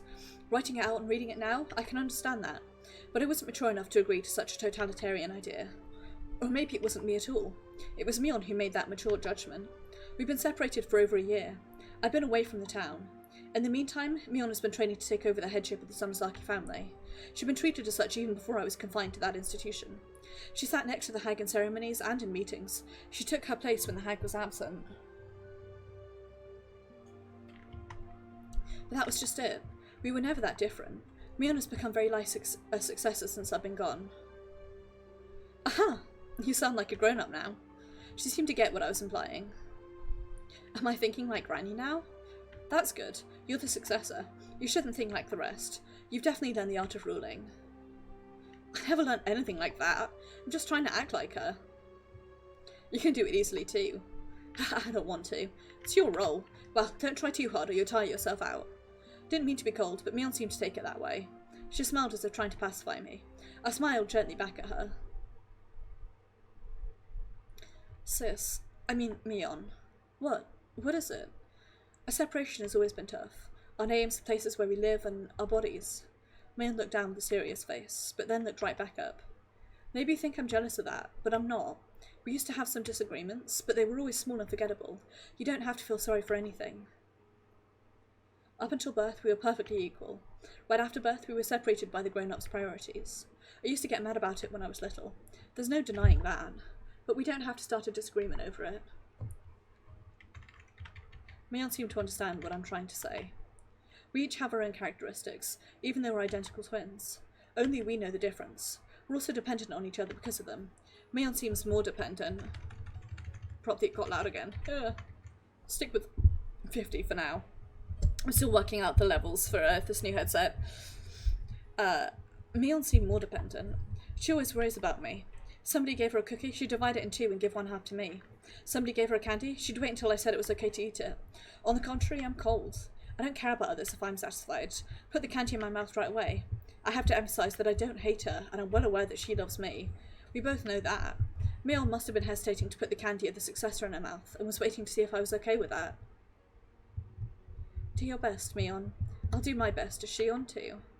I tapped her forehead with my fist lightly. Mion put her forehead against my fist as if trying to feel the warmth. She's Mion, and I'm Shion. She's the successor of the Sonozaka family, and I'm just a vagabond. This isn't distinction, but rather our individuality. We shouldn't worry too much about the other anymore. We should feel relaxed, living as who we are, with our own characteristics. Didn't have to say any of that out loud.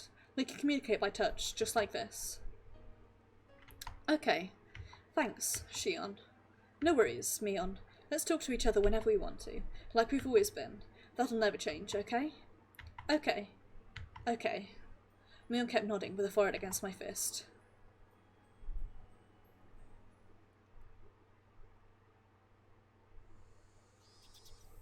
Wee wee wee, cicada noises. I said goodbye to Mion before it turned to evening. We talked about the things that happened during my time away, and I enjoyed having that chat between sisters very much. We were able to dissolve our unsettled emotions. We didn't used to do that. Maybe it's because we hadn't seen each other for over a year. Phew. It was late afternoon. My heart felt lighter now. I stretched and looked up at the sky. The sky was clear, blue, and far away. No matter how tall I grow, I'll never be able to touch that sky.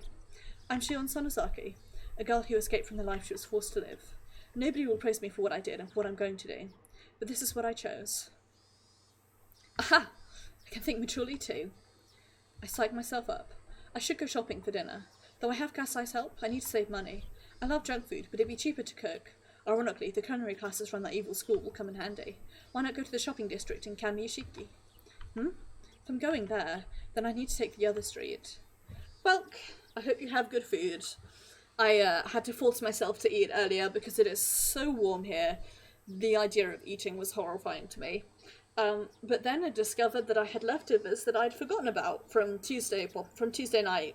I guess I just didn't... No, I didn't have lunch on Wednesday. I just completely skipped the lunch eating and forgot that I made my normal two portions. So, I have more for lunch tomorrow than expected, which is nice. Ugh. Even if it is just pasta, tomato sauce. Gets the job done, sorry. My sleep schedule's really fucked up, so I'm really tired now abruptly. The cool breeze in the late afternoon felt nice on my skin.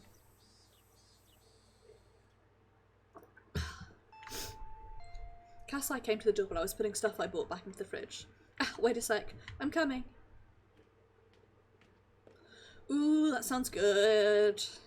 Sounds very nice. Did you go grocery shopping? You must be tired. I don't get tired from grocery shopping. The room's so cute already. Oh, do you want dinner? I bought enough for you too. Is that alright? If you say so, I'd be happy to.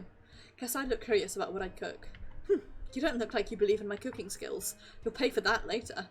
You putting these in the refrigerator? I'll do it. Oh, thanks. Is this amount of rice enough for two? Here I go. Kasai skillfully packed food in the fridge while glancing at each item in turn. He noticed something.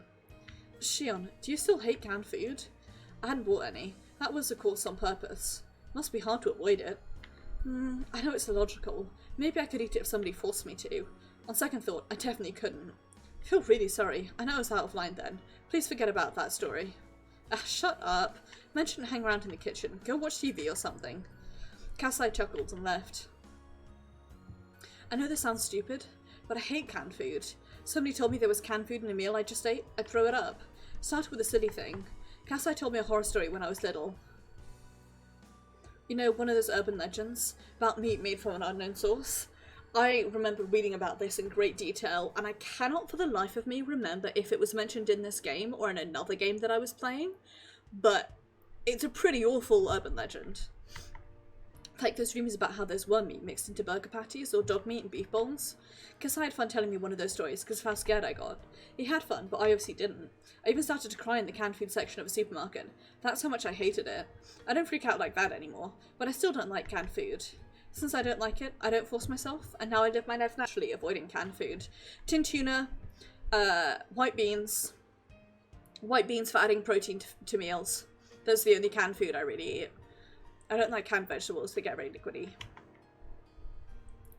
I don't like vegetables. One of the big differences between us twins is that Mion doesn't have this issue. Kasai feels responsible for this, but he can't rid me of that fear. Still, a flaw like this is actually a good thing, otherwise I'd be too perfect. Haha.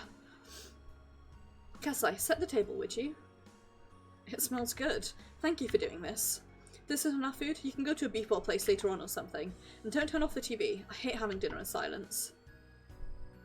Thank you for the meal. So, what is it, Kasai? You came here for something, didn't you? I handed him a cup of tea. I could wait until dinner was over, but I wanted to get to the point quick. I thought I should wait until we finished, but would you mind if I talked while eating? It's been bugging me since you got here. It'd be much easier for me to eat if you started talking now. We received a phone call from school today. Today? That's late. Sounds like they didn't want to make it public. So what happened? Akane took the call. Miss Akane. She said she was going to tell your father when the time is right. Miss Akane is my mum. That's what Kasai calls her, as he's known her since before her marriage. So? What did she say? I was lucky she answered the phone, since she's relatively on my side. Other than calling you a brat, she didn't seem surprised by this outcome. I see. So she hasn't told Dad yet? She's probably waiting for the right moment. I think she's going to in a couple of days. Dad is on Grandma's side, so we'll definitely talk to her if he hears about it. Then she'll have her men bring me to her, and depending on my explanation, make me offer a finger or two. Scary. Haha. Wish you couldn't laugh it off. But please remember, you're not the only one who... Ow. You're eating too fast. I cooked too much rice and miso, so you'll have to have another round. At least 3 helpings, alright? A few days later, Mion told me that the hag had heard about my escape. So? How did she take it? She was furious. She said that if you were in Okinomiya, she'd get you right away. Scary. And? Is Dad doing anything? They'll hold a family council soon to see if any of the family members are hiding you. Doesn't look like she'll have the greenhorn search for you all over town, though. Holding a family council means that things will remain in the hag's hands alone. She won't search the town for me. It's like she's unofficially approving my presence. Of course, I'll get caught immediately if they find me in a large public place. Seems like Mum did a lot to help me. I can tell she's being supportive. It's a long story, but my mum's sort of an outlaw, even though she... Ow, sorry. I just whacked myself on the bit of my finger that I'd cut earlier. Even though she's of the Samsaki bloodline. Long time ago, she had a feud fight with the fag because she hated the family rules and traditions. She was even excommunicated. My mum was supposed to be the successor, but she was deprived of the title, and Sis took her place instead. While she's quiet now, Mum's still an outlaw. She's always been on my side, because I also hate rules and traditions. Dad was flaring up at first, but Mum pacified him. Can't win against her, after all. Okay, thanks. Let me know if something comes up. If things really go bad, I'm ready to leave town. I can't let Kasai, Uncle Yoshiro, or Mum use face. Sis, I know what you're thinking. You're asking yourself why only I have to go through this, even though we're twins, aren't you? Mion was silent. That means yes. It isn't fair that only you have to live like this. It's absolutely not. Thanks. I appreciate your feelings. Tell me when you want to go out. I'll arrange my plans so that I can trade places with you. She sounded apologetic. I shouldn't go quiet or agree with her. She sticks to things a little too much. Once she goes down, she'll stay there for a while. So I just told her simply.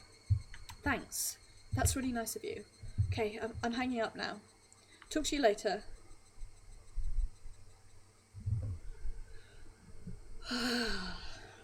Shit's rough.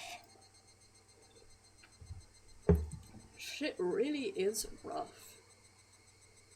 I'm gonna AFK super quickly and go refill my drink because I'm really thirsty.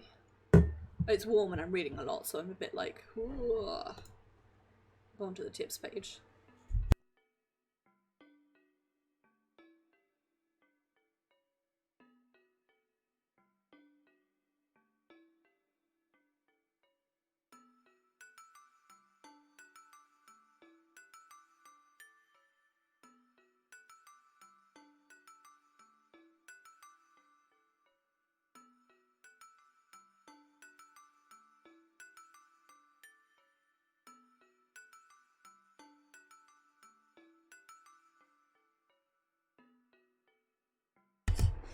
I went for a walk yesterday, and for a walk today because I had to run to the grocery store to refuel my electricity, and as a result my legs are extremely sore.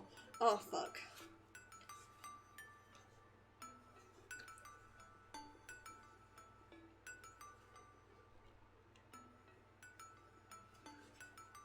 My new headset like twizzles around to make it fit to your head more comfortably. But the trade-off is that A, I don't know which way round I'm supposed to wear it, and B, the reason I just swore is because I have a Band-Aid on my hand and it got caught in one of the joints in my headset. Stoko was crying while hiding behind my back. She's been crying while clinging onto me, so my back was wet with her tears and snot. My aunt had been screaming hysterically, but she looked tired now. I suddenly realised that it was already past 1 in the morning. She vomited out a series of screams one last time, then finally called it quits. Stoko seemed exhausted. She was looking down in a state of shock. Even after my aunt walked away, she didn't realise she'd been freed. So I stroked her head and told her. It's over, Stoko. Stoko twitched. Her eyes grew bright again and tears rolled down her cheeks. She looked up at my face. She knew it was over, but wanted to hear it directly from me. She begged me with a look. To be honest, I was exhausted too, so I felt a bit annoyed when she tried to make me say it, but I needed to pacify her, so I gently told her what she wanted to hear. She's done with her scolding, so let's go to sleep, alright? Stoko clung to me while her tears continued to fall. She was crying again silently. Stoko was shivering pitifully. Her small back reminded me that there was nobody else to protect her. Here, go brush your teeth, make your bed, and go to sleep. Stoko smiled faintly and nodded. I felt dizzy. As I was released from the strain, a harsh drowsiness fell upon me. While Stoko was washing her face, I went to the toilet. I zoned out while doing the do. Like I was being sucked into the toilet. Couldn't even remember what caused it. Why did my aunt start screaming today? She's a bitch! And deserves to die. Maybe I shouldn't say that out loud, live on camera, but she is a bitch. She's a heinous bitch.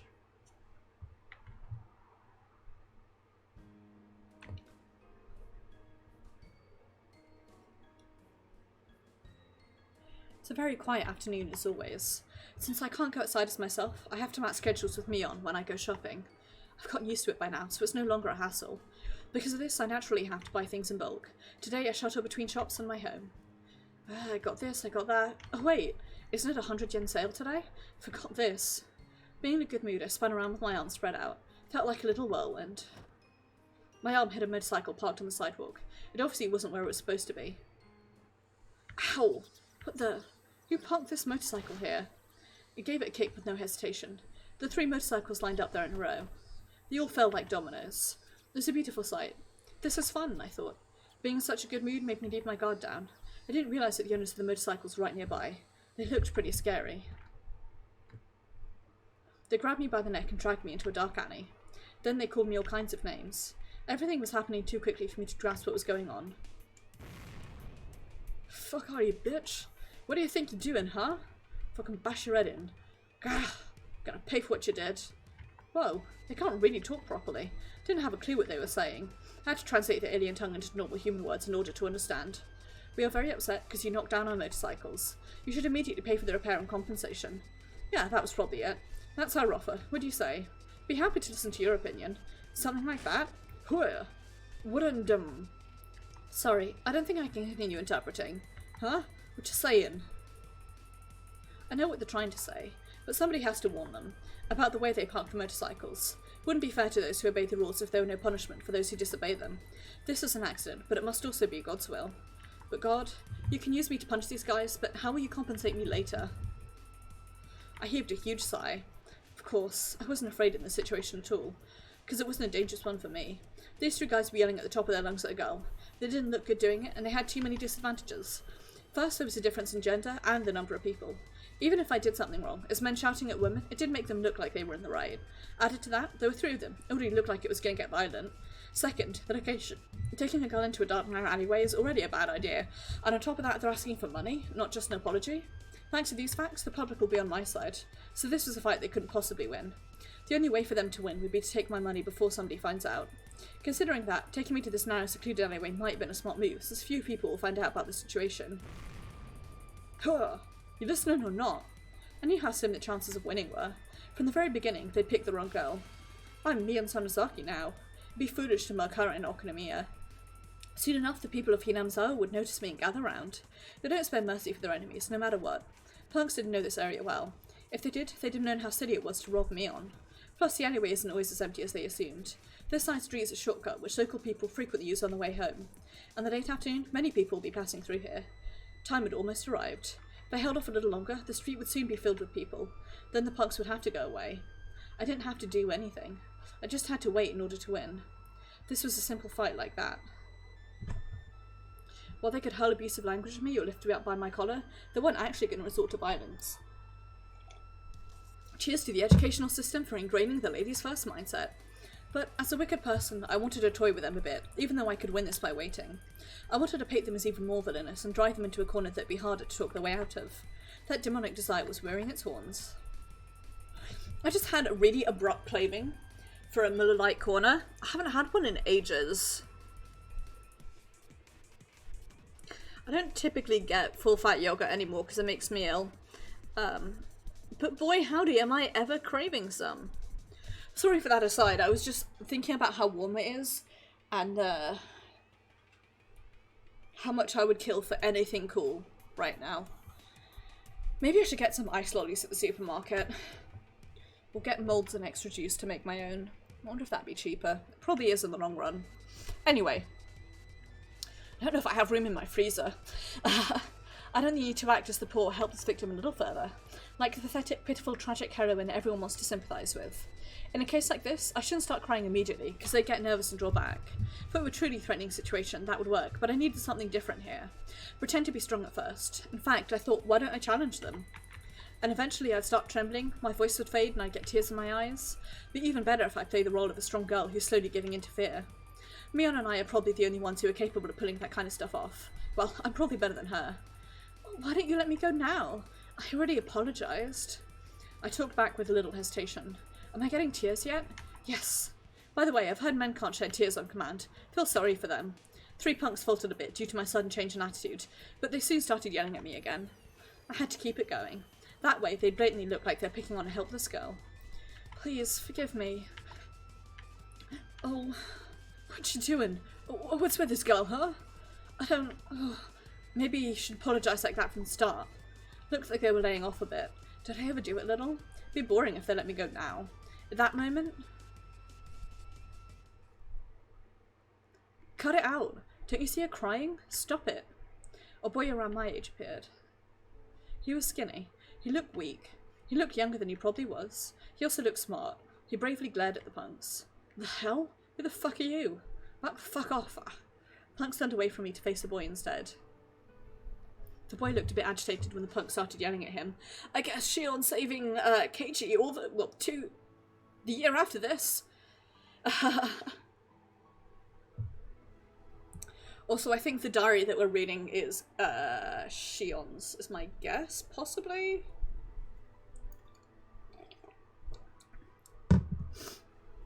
First I thought it'd be a police one, but no. I think maybe it's Shion's. I feel like she wouldn't describe herself as a helpless little girl either. Or helpless young woman. I don't know. A bit agitated when the punk started yelling at him. They sure were ruthless. But the boy must have known that from the beginning. He must have known that he was going to a dangerous situation, yet he didn't hesitate. Fucking say something? Why didn't you answer us? He must have wanted to shout back at them, but he'd probably never used that kind of language in his life, so he couldn't have expressed his feelings out loud. He might not even have known what to say. So he just kept on glaring at them, to let them know that he wasn't going anywhere. Sorry. The three punks, though, might have thought he was just lost for words in his fear, but I knew different. The boy was overpowering them with nothing but his will. The punks were losing, so they resorted to violence. They grabbed him and knocked him down. They hit, kicked and tossed him around. Looked painful, but I knew. It was his victory. Enjoying all the new music, I have to say. In the end, local passers-by stopped the punks. They made no further fuss and just went away. The boy stood up. He was covered in dust. He smiled when our eyes met and asked me if I was alright. He didn't look particularly okay himself, though. How could you step into a fight you obviously couldn't win? Pick your opponents better next time. I hesitated at first. Haha. He laughed, saying that, pardon me, he was watching from the beginning. That meant he had the option to walk away, but instead he worked up the courage and stepped in. That was reckless, not brave. You're being a little harsh, Mion. You should at least say thank you. I saw you crying. No, I wasn't crying. It was just an act. Haha. Okay. Hey, you don't believe me, do you? Do you really think I'd cry? No, nobody believed Mion Sonozaki would cry when punks bullied her. Haha. Why are you laughing? You really don't believe that was an act? I'd never cry. Haha. I believe you, I do. I realised one thing. He must be one of Sister's friends. He didn't seem to realise I'm her twin. He thought I was Mion with a different hairstyle. Mion and I had to live separately since before we went to elementary school. Mion was in Hinamizawa, and I was in Okinomiya. I lived in a totally different environment from her, so it's not strange that people don't know me. Actually, only very few people know I exist. I almost told him that I'm not Mion, but I managed to stop myself. Shion shouldn't be here. He's from Hinamizawa. Wouldn't be good if he thought he saw a Mion look-alike in Okinomiya, so I had to act like Mion. Dealing with him could be more difficult than handling those punks. Well, I was just relieved because you seem to have a girly side after all. Sound hostile? What exactly do you mean by that? I thought you'd kick those guys' butts with some crazy martial arts, so I was really surprised when you just started crying. Hey, like I said, I was acting. Weren't you listening at all? He gently put his hand on top of my head and stroked it, as if stroking a kitten. Could remember somebody doing that to me when I was little, but it had been quite a while since somebody stroked my head. Didn't know what to do. Why did it make me so embarrassed? My face reddened all at once. I couldn't say anything. Hey, you making fun of me? I stuttered in embarrassment. He looked calm, as if he was used to doing this. Ha, whatever. Aren't you glad, though?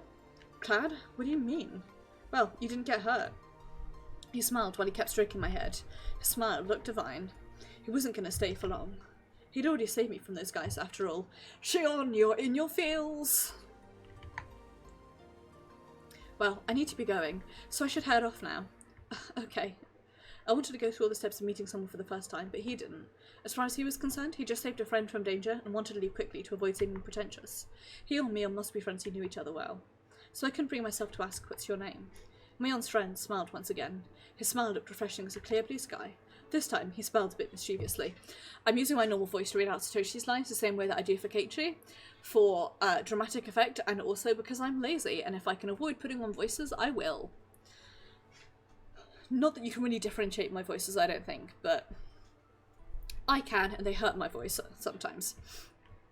This time he smiled a bit mischievously. Don't worry, I won't tell anyone you were crying. Well, nobody would believe it if I told them anyway.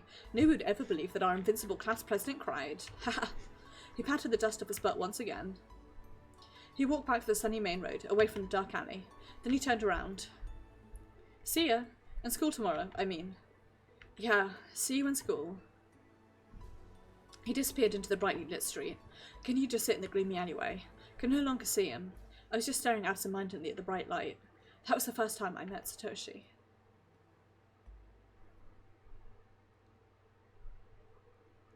I'm not even allowed to walk freely under the sun. I met a boy on a sunny day. How come a perverse girl like me fell in love with his innocence? Oh, Shion. Must be Satoshi. He looks like what you described. He has a habit of stroking people's heads. Aha, his name is Satoshi, eh? Boy from earlier is called Satoshi Hojo. Mion said that he's always daydreaming, so she didn't believe that he saved me at first. His little sister is always kicking his butt. Haha. Aha, his little sister? Yeah, her name is Satoko. She's funny and shrewd, but is quick to cry when she's cornered. She's fun to watch, but things have been rough for her lately, so she's feeling a bit down. His sister came up naturally in the conversation, tried to soak up every scrap of information about Satoshi. Why? Why am I trying to ask so much about him? As I asked myself that, the feeling I got when he stroked my head came back to me. Must have been blushing. Hello? Shion? Sorry, I'm here, I'm listening. To start, I hear Satoko's on bad terms with her aunt. Satoshi's mature, so he knows how to conduct himself, but when bad things happen, Satoko really lets herself go. What Sis told me was very interesting. She told me that the parents of Satoshi and his little sister are dead. Satoshi and Satoko are now living with their aunt and uncle. They don't seem like very respectable people. They're always fighting, and the uncle is cheating on the aunt. He mostly lives with his mistress. Satoshi and Satoko entered into that unwelcome environment. What surprises me the most is the fact that Satoshi's parents were the Hojo couple who were the leaders of the pro-dam activists. That fact must have added something to the situation. I don't know what kind of stance the aunt and uncle took during the dam conflict, but they must have taken some indirect blows. Satoshi's parents died after bothering them so much, and even left them, their children. The aunt and uncle obviously can't love those kids. Things have gotten worse this past year, too. Women can be really nasty bullies. Sometimes it doesn't matter who they're bullying, even if it's a kid. On top of that, women tend to care less about propriety than men. As a result, Satoko seemed exhausted with it all. I can imagine Satoshi bravely protecting his little sister, just like when he saved me. He must be exhausted too, right? Huh? He must be covering for Satoko all the time, so wouldn't you normally assume he's also feeling worn out? Well, I don't know. Had I said something wrong? Mion sounded a bit taken aback, so that meant Mion can't tell how he's feeling, because he's always wearing that blank look. So she never considered it. How can she be that insensitive even though she's around him all the time? I was amazed to realise that. Well, anyway. What does he usually do? Sorry, I'm getting lip balm. He looks smart, so does he read a lot of books? Yeah, you're right. He likes to read. And this lip balm. When I'm warm, my lips get really chapped. He's now reading, what's it called? I continued asking about him, about what he likes, dislikes, and what he thinks about. I asked us all these questions because I wanted to know more about him. It was the first time I'd ever been that interested in someone. I didn't want to admit that I had feelings like that. You're in your feelings, Shion! Did I fall in love just because of a stroke on the head? Am I stupid or what? When I remember the feeling of his hand on my head, my heart feels tingly. Tried doing it myself, but it didn't feel the same. I'm stupid. What am I doing, stroking my own head? Sis, I'm done for. Became stupid. What? Why are you laughing in that weird voice? You wouldn't understand this feeling, sis. When would I see him again? Felt as if my suffocating life had finally grown brighter.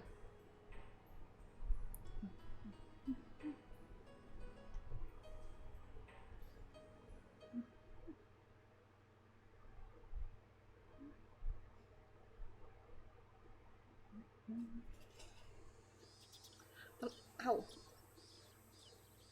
Sorry, I just accidentally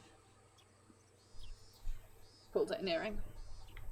The life I lived really was beginning to suffocate me. I couldn't go out freely, and I always had to make arrangements with Mion before going to work. I thought my life would improve after escaping from school, but in reality it wasn't that easy. It's not healthy to live like this for too long. Without any friends to hang out with, I felt like I was hibernating. Started to feel the dangers of falling into boredom. All I could think of now was Toshi Hojo's face. I only met him briefly, but my encounter with him had a great impact on my new life. I felt like something exciting was going to happen. Really, I was hyped up like a little kid. The more I thought about it, I realised I've been thinking about him a lot lately. This might be a crush. Felt a little ridiculous idolising him in such a romantic way, though. Then, out of the blue, I got a chance to see him again. Oh, I saw a familiar face at twilight in the park. He was sitting on the swing. He looked like he was zoning out, or maybe deep in thought. He didn't notice me, even though I was right in front of him. Reminded myself to speak and act like Mion before talking to him. Hey, what are you doing here? Mion, you surprised me. You don't look surprised. Been standing here for a couple of minutes now. Didn't you notice me? Have you? Sorry, I didn't. He smiled self-derisively and shrugged. He looked depressed, like something was troubling him. Is something bugging you? You can talk to me if you want. Maybe I can help. No, that's okay. Come on, are you one from before, Satoshi? Maybe you don't think this old man can be of any help? Don't you know how mighty I am? I'm okay. You don't have to help me. What is it then? Are you saying that you don't need help from a girl?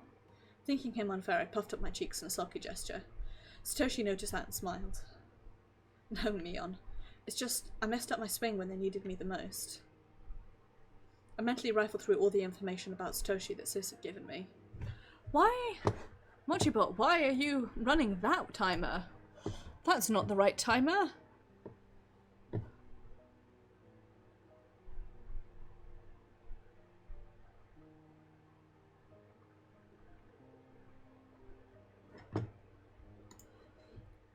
Ah, I'm stupid. That's why. Please ignore that message. I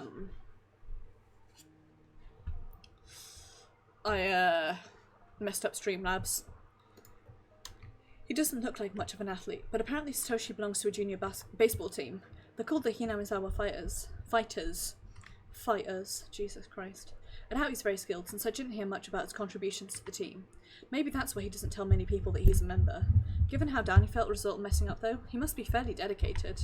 I deduced all that from what Sis told me, and carefully chose my words so as to sound like her.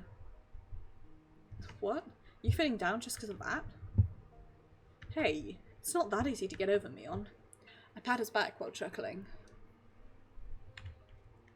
Satoshi would probably call me insensitive. I knew I should listen to him rather than trying to cheer him up. Acting like Sis was probably the wrong thing to do in this case, but I had no choice. This was just how she'd react in this situation. Haha. Instead of feeling down, you should practice even harder and aim for your chance, you know? Practice makes perfect here. If you want to beat the opposing pitcher so badly, you're willing to pull some tricks, then I might be able to help you in a few ways. There's no point if I cheat. Satoshi hung his head after letting his regrets out with a big sigh. Surrender, defeat, resignation were all visible in that gesture of his. You quick to give up or persistent? If you're a man, then don't you want to be a star and have your 15 minutes of fame? Satoshi grinned and said yes. Of course, that'd be wonderful, but that's not why I play baseball. Just have fun batting and throwing the ball. You can understand that, right? That old man isn't sure. I only love games that I can win. Don't understand how you can love something when you can't be the best at it. Haha. Really sounds like you, Mion. Having realised that I'm trying to make him feel better, he laughed along. He didn't look depressed anymore. Guess he was just feeling down because of the game. He wasn't as depressed as I thought. Maybe I just jumped to conclusions when I saw him sitting alone in the park. You always put forth your best effort to win. That's admirable, I think. Yeah, it definitely is. He smiled gently and stood up, then started stroking my head. All of a sudden. Totally wasn't prepared for that. Whoa. Thought this when he did this last time, but how can you stroke someone's head so easily? Felt like I turned into a little kid. Memories from kindergarten came to mind. My face must have been red. I felt embarrassed, but also like I was in heaven. So she stroked me as though petting a cat. I was blushing with my eyes closed. Felt helpless, like a girl being treated by the dentist with her mouth open and her eyes shut. So she didn't seem to notice my feelings at all. Oh, Shion, you really are in your feelings over this boy. SMH. He didn't seem to care. I hate him. With my eyes so close, I waited for him to finish. Suddenly withdrew his hand. I need to get going. My aunt, headset very loud. My aunt wants some stuff, so I have to go grocery shopping. Okay. My voice faltered. So embarrassed. I'm going shopping too. What? You are? Thought the maids did all your household stuff. Shoot, messed up. In the main Sonozaki house, the maids do everything. Therefore, Mion hardly goes grocery shopping, and she's bragged to some people about that. Should have known better. Still, it wouldn't be too hard to find an excuse. Just happened to be in town, so I thought I'd help out with the household stuff. Is that a problem? Doesn't sound like you. You always avoid doing boring stuff like that. You talk too much. Stop stroking my head. So she seemed to be having fun with how embarrassed I'd get when he petted me. Anyway, I managed to talk my way out of it. He didn't seem to really care about the details. While walking with Satoshi in the shopping district of Kamiishiki, it suddenly occurred to me, why had I messed up? I'd known Mion would never go grocery shopping. What an amateurist mistake. Did I make that mistake when I was pretending to be Mion? No, I was probably speaking as Shion. Couldn't keep lying to myself. I had to just admit. It was simply because I wanted to spend as much time with Satoshi as possible. It was easy to see why I was so attracted to him. I'd found something intriguing in my boring life, and I didn't have to feel tense because he thought I was someone else, etc., etc. His easygoing nature made him fun to be around, and his habit of petting people on the head was fun too. From these symptoms, I could tell I was embracing the feeling of love. Or being a teenager interacting with somebody of the gender you're attracted to. Or a gender you're attracted to, I should say. I was just casually enjoying that feeling. It wasn't that I fell in love with him. I was just having fun. Could simply spend some fun time with Satoshi without having to think too much. Which one is broccoli? Green one. Or the yellow one? It's cauliflower, Satoshi. Hey, could it be that you can't tell lettuce from cabbage either? Not that bad. Doing my best here. Satoshi stared at the heaps of broccoli and cauliflower. After thinking much well, he reached out for the wrong one. That's not it. Watching you shop is like being on a roller coaster. It's a lot of fun for me though. Haha. Like brother, like sister, eh? You got me. Stoko can't tell the difference either. Which is broccoli and which one is cauliflower? You guys are too funny. Sister told me that Satoshi was a flaky big brother to his nagging little sister. I hadn't met Stoko, but she must be having a tough time dealing with Satoshi. He stumbles over everything he buys after all. That's cooking salt. It's mixed with pepper. It's different from regular salt. Oh, is it? I think I saw salt and pepper separate in a science experiment once. Stop making excuses and just put it back on the shelf. This is normal salt. What are you getting next?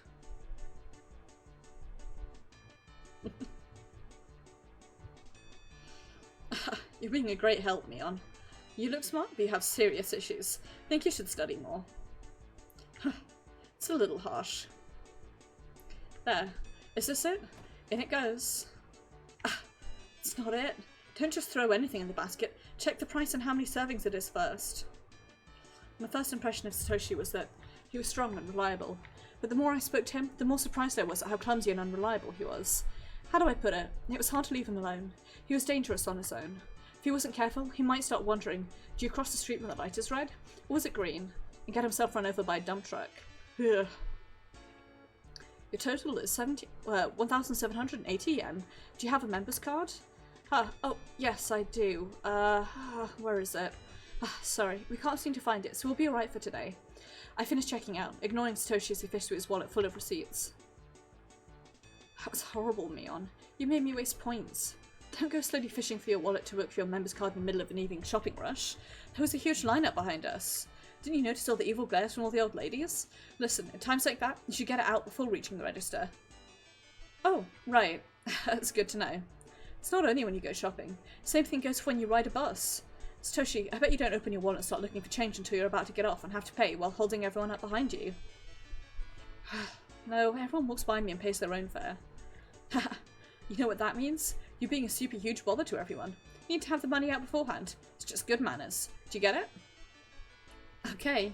You're scary today, Mion. Satoshi smiled as if patronizing me. Couldn't believe it. He was definitely the type who made women want to protect him. Sure, he was fine as he was when he had a busybody like me around him, but I couldn't stop worrying whether he was able to function in society without someone like that nearby. Could be like me. Except I'm actually pretty good about shit like that, just because my anxiety means that my #1 goal at all times is to avoid being a bother to people. You know how it be. We got plastic bags and sorted out what we bought. So she put a pack of tofu at the bottom of the bag. I slapped his hand and put it in a milk carton instead. Okay, there we go. Now your aunt won't freak out when she opens the shopping bag in the kitchen. Thanks. You helped me a lot. I don't think I'm very good at shopping. Just shopping? It's definitely not the only thing. Just kidding. I'd realised a few things while I was spending time with him today. He's not just bad at shopping, he's also chronically clumsy. In general, you could call him a slow thinker. And then, when he stepped into the quarrel with the punks, he must have needed a lot of courage. Might be a simpleton, but he's not stupid. He's aware of his weaknesses. So he must have been aware of the danger in that situation. Could have chosen to walk away, even though I was in trouble. But he chose to be a man and stepped in. Or a friend! That was really admirable of him. Good boy. You did a great job. There. What is it? Don't stroke my head. I'm rewarding you for shopping successfully today. There. Making fun of me, aren't you, Mion? No, I'm not. Can you go home by yourself? Do you know how to get there? You are making fun of me. Satoshi's sulky face flushed red. Ah, it's just too cute. At that point, I caught a glimpse of a billboard from the corner of my eye. Piano lessons. Cool, blah blah. Abacus class. Junior baseball team. Members wanted. It was a posting for the team Satoshi belonged to. Showed the day, time, and place of their next practice. By then, I knew just how flaky he was. Figured he must be the same when playing baseball. Satoshi realised that I was reading the posting. He looked uncomfortable. I know what you're thinking. I beg you, Mion, don't come to see me playing baseball. Am I right? What does that mumbling mean? I know I'm right. Satoshi became quiet after mumbling something. Seems like he couldn't say anything back, since I'd been right on the money. Satoshi, you're just too cute. I don't think going silent is a good way to dodge the issue. Well, that might just have been the way innocent people like him would react in a situation like that. See you, Satoshi. It's getting dark, so be careful on your way back. Aren't you going home, Mion? To Hinamizawa? I have to make a stop somewhere first. Don't worry about me. I'll help you this time. In return. I'm okay. What are you going to help me with anyway? You should learn to support yourself before you try and help me. You're really mean today. Seemed to have some pride at least. Looked a bit upset because he was teased by a girl, but in contrast I felt very satisfied. As a result, I forgot to keep my guard up. Thank you for the help. That was sweet of you. Whoa. While wearing a bright smile, Satoshi suddenly started stroking my head again. I know he's teasing me, but I can't reject him. Keeps doing it only because he's realised I won't resist. See you, Mion. You should go home before it gets dark. See you in school tomorrow. Yeah, see you in school tomorrow too. In fact, I wouldn't see him tomorrow at all. Felt awkward, but I had to settle for that. I had to thank Sis for letting me use her name. After I separated from him, I found myself giddy and wanting to see him again as soon as possible. I wanted to know more about him. I couldn't wait for my next chance to see him. Actually, maybe there was something I could do. Just like when I obtained my freedoms from St. Lucius, I could choose how to live my life. Whatever, it wasn't that complicated. I just wanted to tease him more. I wanted him to stroke my head more. And, whatever. I already knew the schedule for his baseball team.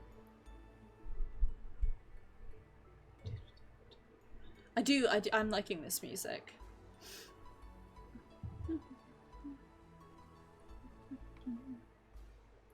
I can see why this one takes less time to complete. It has more chapters than the previous games, but they seem to go relatively quickly. Normally I dedicate about an hour to each chapter. Now I'm dedicating about 40 to 45 minutes.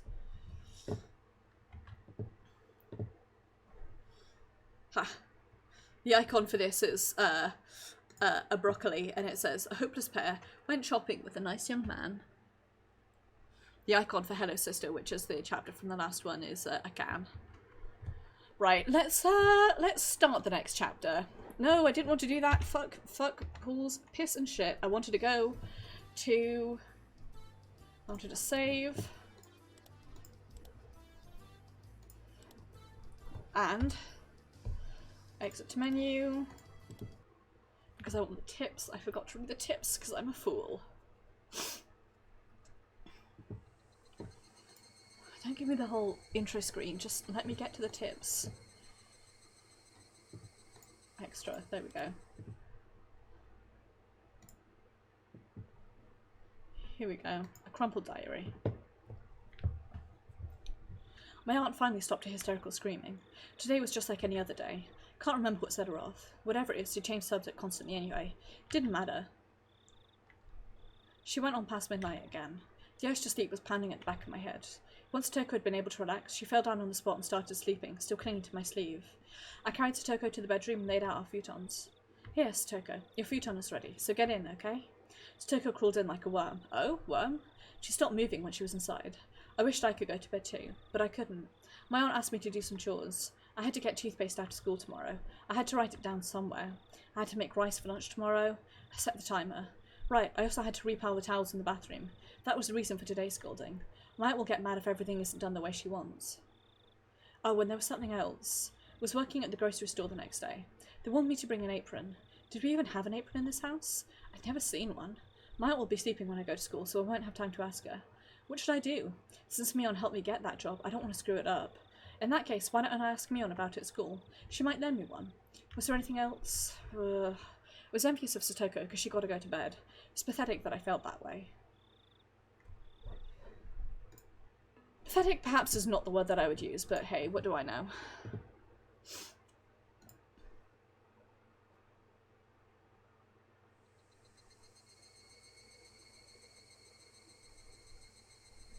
Okay, now we can continue.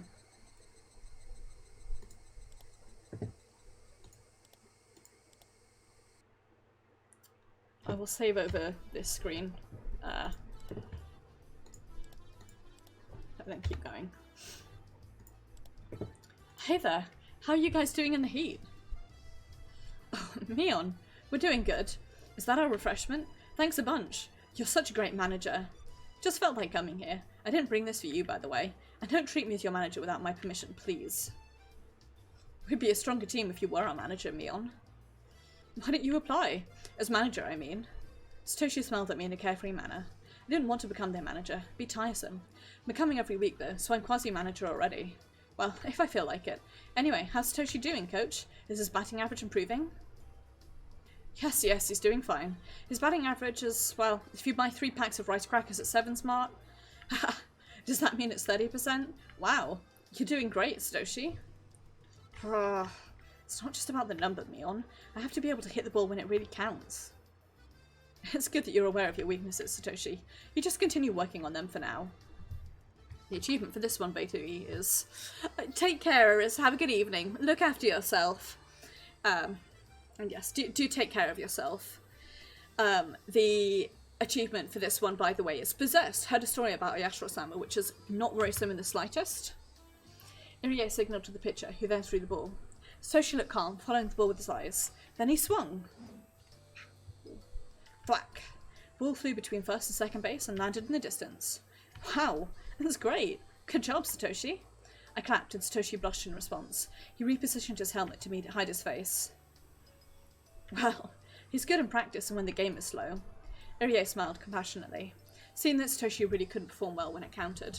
While he was usually good, when everyone expected him to perform, he couldn't. Been there, done that, eh? I don't think it was because of nervousness. He just couldn't do it. I think it's a perfect fit for Satoshi's character. He seems calm at first glance, but he's actually slow. Numerically speaking, you're a great player, but you need to be able to hit the ball even when things get serious. That's why you were an easy out in the match when the Okita Jaguars the other day. Shut up, I know that. If he'd been able to hit the ball then, he would have been a hero. What a shame.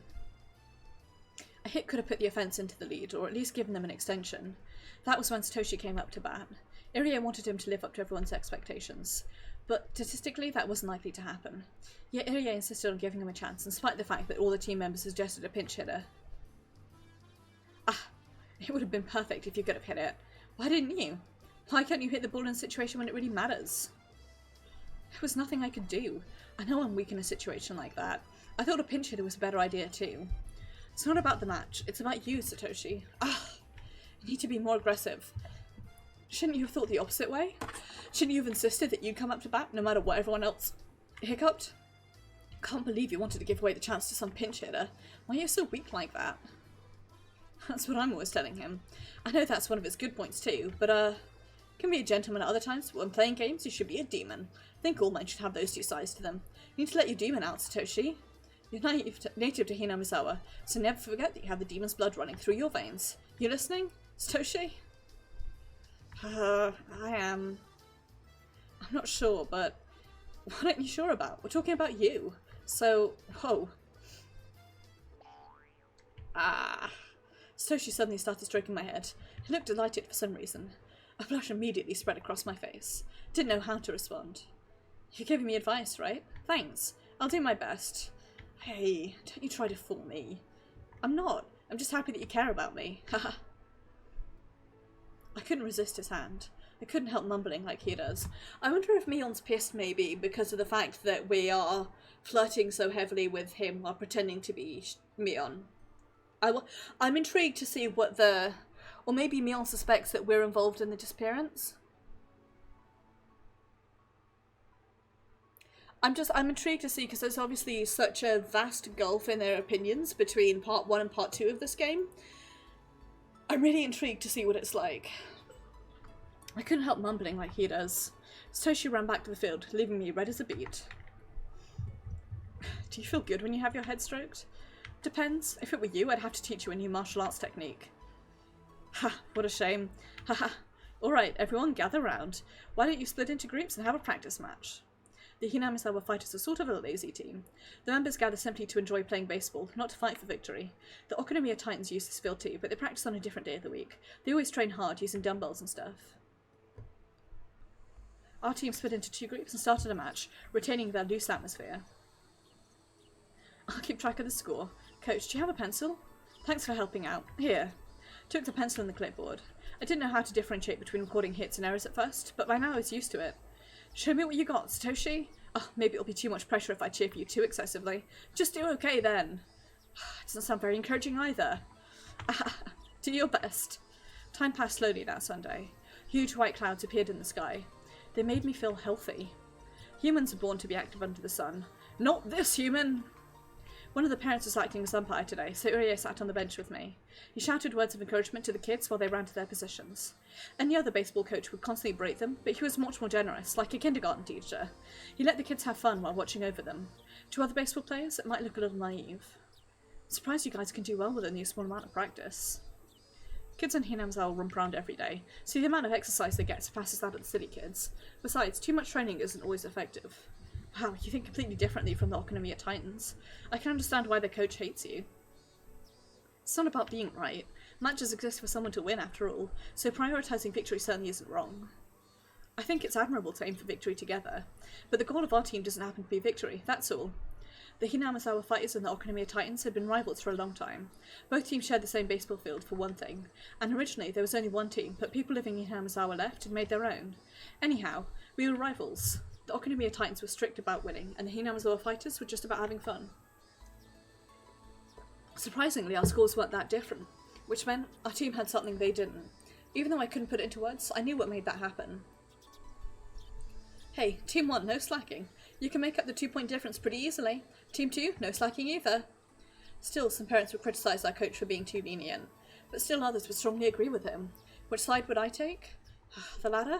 Couldn't really say for sure. I think it makes sense. I think it's cool to have a team that's just about having fun and not necessarily about winning. I like that. The reason for this was that Irie was obnoxious, should we say. Particularly had a fascination with maids, but I should talk about that some other time. He's a weirdo. I'm glad someone admits it, it's true.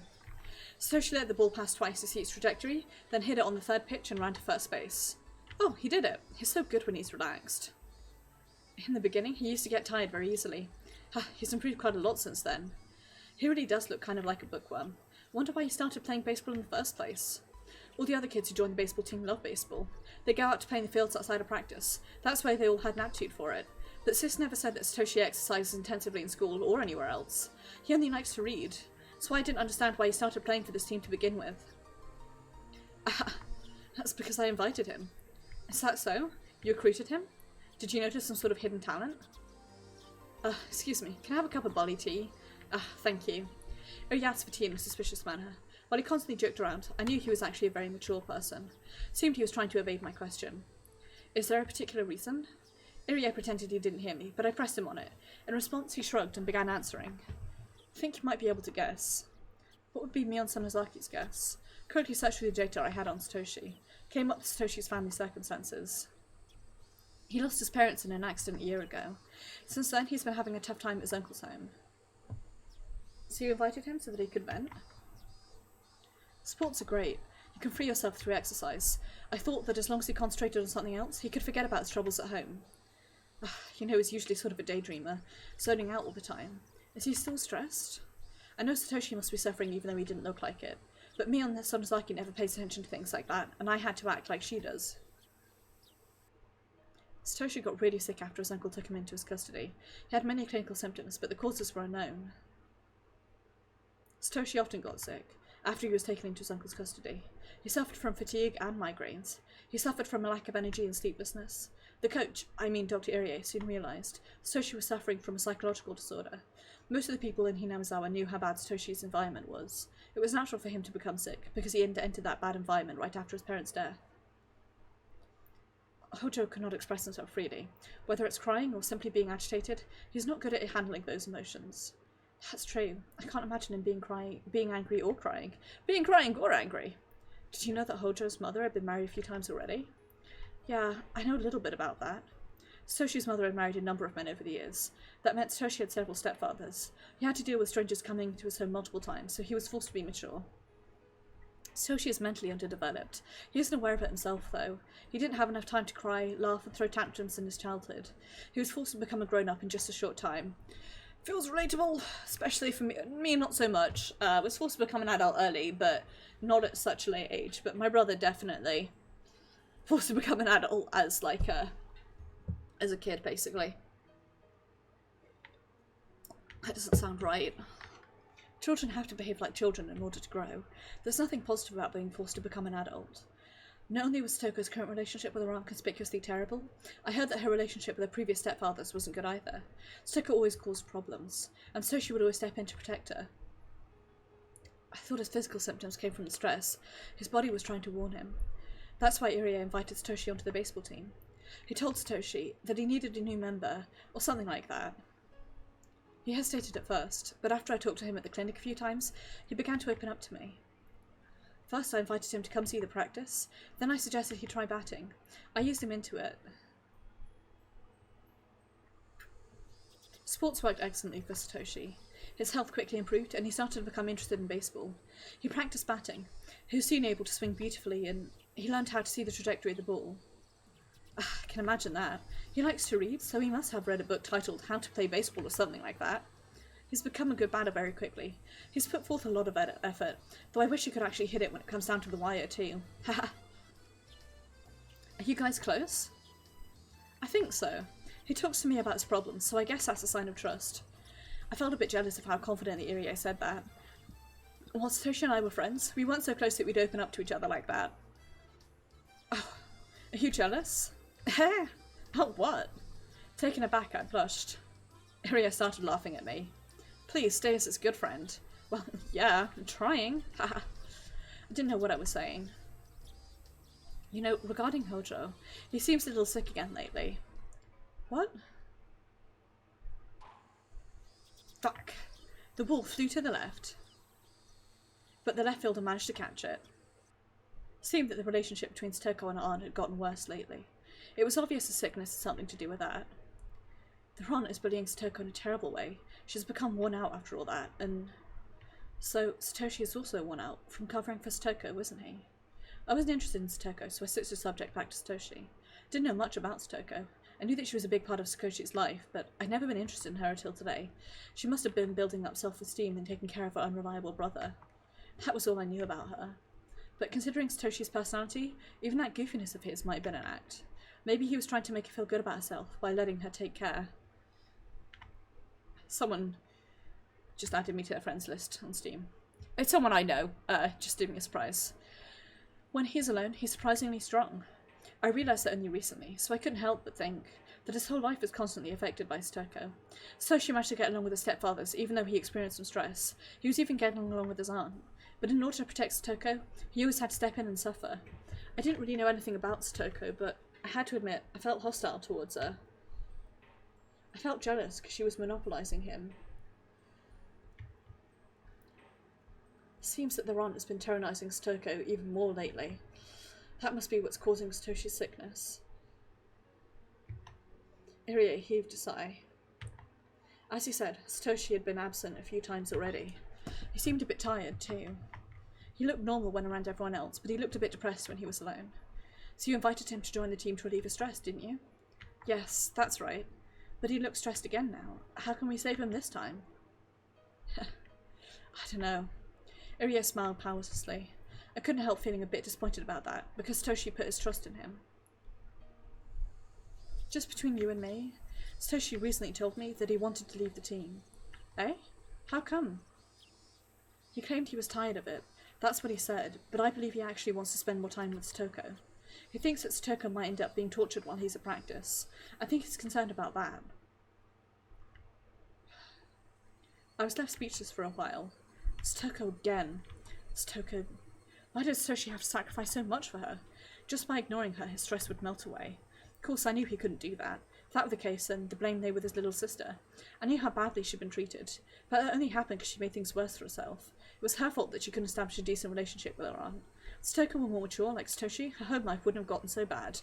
Full disclosure, I disagree with this. I don't like victim blaming, which this is. Satoshi wouldn't have to suffer those indirect blows. In the meantime, the baseball team's practice match had become one-sided. It wasn't even worth watching anymore. The members of the losing team were just goofing off. The sky turned cloudy too. It was depressing. Didn't look like it'd rain soon though. The grey sky hadn't brought along any cool air. It just felt disgusting. Irie became quiet. He was looking down around his feet. I, meanwhile, just stared at Satoshi. To me, he didn't look active anymore. He was once able to enjoy playing baseball and he felt fine. But he got sick again, just because the relationship between Satoko and their aunt had deteriorated. Couldn't help but say it. Shouldn't we do something about Satoko instead? It was just a murmur, but Irie definitely caught it. What do you mean, Sonozaki? It's not that complicated. If Satoko was stronger, Satoshi wouldn't have to deal with the stress. I think Satoko is the cause of everything. I don't know about that. Yes, you do. If she didn't cause any trouble, he wouldn't have to step in, would he?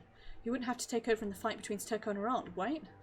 Satoshi never got scared of any trouble, no matter how formidable the enemy. He'd bravely stand up to protect the weak. I knew that because I could vividly imagine it.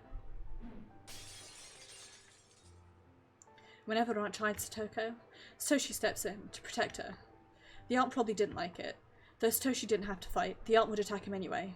The fight would then be between the aunt and him. Satoko might then tease the aunt by sticking out her tongue, hiding behind his back and pretending to be scared. She'd never think about how deeply he was being hurt. Because of Satoko, Satoshi had become cornered and stressed. Also, we know full on that she does think about that a lot. I'm surprised to hear this from you, Sonozaki. Thought you were Satoko's friend, her classmate, a big sister kind of figure. Thought you'd always be on her side. But what you said is surprising to me. Irie looked at me suspiciously. I could tell what he was thinking about me. I'd said too much. Mion Sonozaki and Satoko Hojo are friends. They're close, so Monsieur Mion should have been encouraging her after the situation at home got tougher. That's what Mion was supposed to do. I'd totally forgotten about that and spoken as myself. It's only natural that Irie would give me a suspicious look. He might end up changing his impression of Mion Sonozaki entirely. I'd have to apologise to her about this and ask her to put things right. Totally messed up. Even so, I didn't think I'd said anything wrong. I'd objectively looked at the situation and made a modest proposal. To be honest, I was simply afraid that he might leave the team. I couldn't go to the school in Hinamizawa, so the baseball field was the only place where I could see him. I could even say that he was my reason for living. That's right, I was in love with him. But I wasn't going to tell him how I felt, for I was satisfied just by being by his side. Certainly couldn't ask for anything more. After all, I couldn't reveal my true identity. I had to pretend to be Mion in order to live in Okinomiya. Thought that maybe I should leave Okinomiya in order to be free. But that's stupid. No matter how tough my life might be, I prefer to be here, with Satoshi stroking my head every now and then. Why did I love him that much? I read about it in some manga once. You don't need a reason to be in love.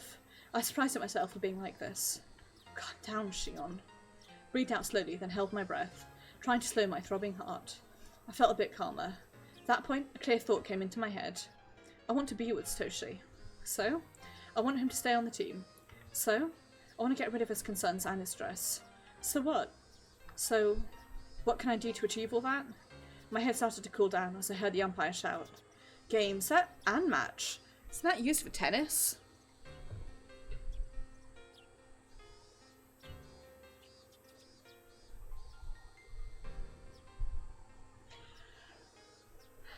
Anyway, folks. Some days I see him, some days I don't. A clear sky gets cloudy and rain will always stop eventually. I thought his absence was just like that, but he was actually on the verge of a breakdown. Page 19. That brings us very neatly, I believe, to the end of that. I am going to say thank you very much for watching. It is very much appreciated, and I do hope that you enjoyed. We are ending a little bit early, but I think that's a pretty good act break point. So we'll do this. I am back into streaming now. I'm back off my holidays and ready to keep going. So I am going to be streaming Dishonored: Death of the Outsider on Saturday. It's a completely new experience for me. I've never played it before, so it will be completely new, so I am very intrigued. Also to be playing as Billy, my one true love. Then on Sunday, I'll be playing Destiny 2, where we shall be doing all the many, many activities that I have. I'll probably just pick one and run through it. I've got so much shit to do, so that's the plan. I've got, like, advanced loads of quests. I still need to live in Strikes and in Crucible for a bit, but I've made a fair chunk of advancement, so ready to keep going. Then Tuesday will be Final Fantasy XIV, where we will be taking on Hades and whatever comes next in Shadowbringers. Then finally, next Wednesday, I will be finishing my Indie Pride stream a little bit later than expected, and I will be streaming If Found, which is a new game from Dreamfield Studios, published by Annapurna Interactive, who published... I've never played an Annapurna game I didn't like, so I'm very excited for that. Yeah, that is that. So take care, everybody. Have a wonderful evening. Do look after yourselves. Be excellent to each other. I'm glad to be back streaming. I enjoyed my holiday, but I'm also enjoying being back. And hopefully, with Dishonored, things will start to be better. Anyway, take care, everybody. Have a wonderful evening, and I shall see you guys on Saturday.